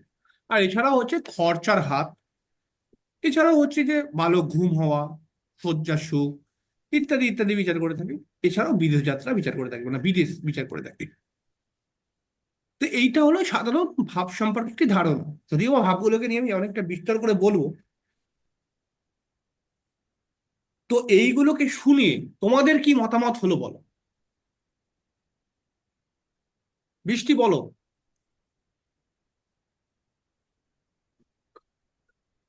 স্যার, উম, ভাবের শুনে মনে হলো যে তাহলে আহ, মানুষের জীবনে বিভিন্ন ঘটনা বা হুম, ফ্যামিলি মানুষদের উপর যে মানে মানুষকে কেন্দ্র করে যে সমস্ত ঘটনা, সবকিছুই তাহলে এই গ্রহ নক্ষত্রের অবস্থান একদম অনুযায়ী ভাবে। একদম একদম একদম। তাহলে এখানে হচ্ছে জ্যোতিষটাকে আমরা যদি ঠিকমতো ব্যবহার করতে পারি, তাহলে এমন এমন সূত্র আমরা পার করতে পারবো পরবর্তী সময়। শুধু ব্যবহার করার কৌশলটাকে জানতে হবে, যে কিভাবে এটাকে ব্যবহার করব। আর এতে এভরিথিং জেনে যাওয়া যাবে আগে থাকতে। এবং যদি তুমি ভালো করে শেখো, তাহলে তুমি তোমার ভবিষ্যৎ সম্পূর্ণরূপে দেখতে পাবে জ্যোতিষ থেকে, যে কোন জায়গায় যাচ্ছে। সেটা তোমার কর্মজীবন হতে পারে, সেটা তোমার বিবাহিত জীবন হতে পারে, সেটা তোমার পার্সোনাল লাইফ হতে পারে, ইত্যাদি ইত্যাদি। সব কিছু দেখতে হবে। এবং এই গ্রহগুলোকে ঠিক করার যে টেকনিক, ঠিক করার কৌশল, বা এই গ্রহগুলোকে আহ, এই গ্রহগুলোর মতো করে চলার একটা ব্যাপার, ঠিক আছে, বা নিজের ভাবগুলোকে রক্ষা করার একটা যে কৌশল, এটাও কিন্তু শিখতে হবে। এটাও খুব জোর প্রেশার দিতে হবে নিজেকে। এইগুলো যদি করতে পারো, একদম কনফার্ম জ্যোতিষী হয়ে যাবে। এবং এরকম ভাবে আমি যেরকম ভাবে বলছি, এরকম খুব সহজে জ্যোতিষীরা বলে না, এত এত রেমেডি দেবে না তোমাকে। আমি সব বলে দেবো, সব রেমেডি ওই সরোজবাবু জানে। ঠিক আছে, যাই হোক, আজকে স্যার ক্লাস একটা এখানেই প্রশ্ন শেষ করবো, করছি। হ্যাঁ, স্যার একটা প্রশ্ন করবো। হ্যাঁ, বলো বলো। আচ্ছা, আপনি আমাকে বললেন, আপনি আজকে ক্লাসটাতে বললেন যে হ্যাঁ, নবমপতির গ্রহ, নবম স্থানে যদি কোনো গ্রহ বসে থাকে, হ্যাঁ, সেটার কোনো দান করা যাবে না, না, তাই তো? এটা তো হ্যাঁ, বললেন আপনি। একদম। আচ্ছা, এবারে না, নবম, নবম ঘরে নবম, যদি ভালো করে বুঝুন ব্যাপারটা, হুম, নবম ঘরের মধ্যে যদি হ্যাঁ, আমার লগ্নপতির মিত্র কোনো গ্রহ বসে থাকে, তাহলে দান করা যাবে না। হ্যাঁ, কারণ লগ্নপতির মিত্র যারা, তারা কিন্তু হ্যাঁ, সর্বদাই যেইভাবে যাক সেই হুম, ভাবটাকে উন্নতি করার চেষ্টা করে। আর লগ্নপতির শত্রু গ্রহ যদি থাকে, তাহলে হুম, সেইভাবে গিয়ে সেই ভাবটার ক্ষতি করার চেষ্টা করে। হ্যাঁ, তাহলে লগ্নপতির শত্রু গ্রহ যদি চলে যায় নবম ভাবে, তাহলে তার হ্যাঁ। দান করে সেই গ্রহটাকে কমজোর করতে পারেন। আচ্ছা, এবারে যদি লগ্নপতির, আমার ক্ষেত্রেই স্যার, আমার যেমন বৃশ্চিক লগ্ন, উম, ভাগ্যপতি হচ্ছে চন্দ্র, হ্যাঁ, কর্কটে, সে চলে গেছে দ্বাদশে ঘরে, নবমে কি আছে, নবমের কথা বলছি। নবম ব্ল্যাঙ্ক, সব ফাঁকা। ব্যাস, ফাঁকা হলে দরকার নেই আমার টেনশন। তাহলে ফাঁকা হলে দরকার নেই। হ্যাঁ, ঠিক নবম আছে, ঘরের মধ্যে কোনো গ্রহের কথা বলছি। আচ্ছা ঠিক আছে, এটা আমার কনফিউশন ছিল, তো দূর হয়ে গেল। নবম ঘরের মধ্যে যদি কোনো গ্রহ থাকে এবং সেটা যদি হ্যাঁ, লগ্নপতির মিত্র হয়, তাহলে হ্যাঁ, তার দান করবেন না। হ্যাঁ, আর যদি সেটা লগ্নপতির শত্রু হয়, তাহলে দান হ্যাঁ, করে গ্রহটিকে কমজোর করে দেবেন, আচ্ছা, সে যেন আর ক্ষতি করতে না পারে। সহজ কথাটাকে মাথায় রাখুন, কোনো জিনিস যদি দান করি, তাহলে যেই হুম, গ্রহের দান করছি সেই গ্রহটি কমজোর হয়। হুম, হুম, আর কোনো গ্রহের যদি জপ করি, পূজা পাঠ হুম, করি, তাহলে গ্রহটি বলপুষ্ট হয়, মানে বলবান হয়, শক্তিশালী বলবান হয়, হয়। বা তুষ্ট হয়। বোঝা গেল? হ্যাঁ স্যার। তাহলে আমাকে নবম ঘরের মধ্যে লগ্নপতির অশুভ গ্রহ চলে এসেছে, লগ্নপতির শত্রু, তাহলে সে তো আমার হ্যাঁ, ক্ষতি করছে, বলো মানে ক্ষতি সে করছে। ক্ষতি করছে আমার। তাকে যদি আমি আরো হুম। কমজোর করে দিতে পারি দান করে করে, তাহলে সে আমাকে আর ক্ষতি করতে পারবে না। বোঝা গেল? ক্লিয়ার স্যার, আমার ক্লিয়ার স্যার। এই দানকে নিয়ে অনেক বড় কনসেপ্ট রয়েছে, এটা লাল কিতাবের মধ্যে আমরা পাই। তো এই লাল কিতাব নিয়ে আমি কিছুটা বলবো, খুব ইন্টারেস্টিং সাবজেক্ট। তবে এরকম ভাবে কিন্তু বিষয়টাকে দেখতে হবে।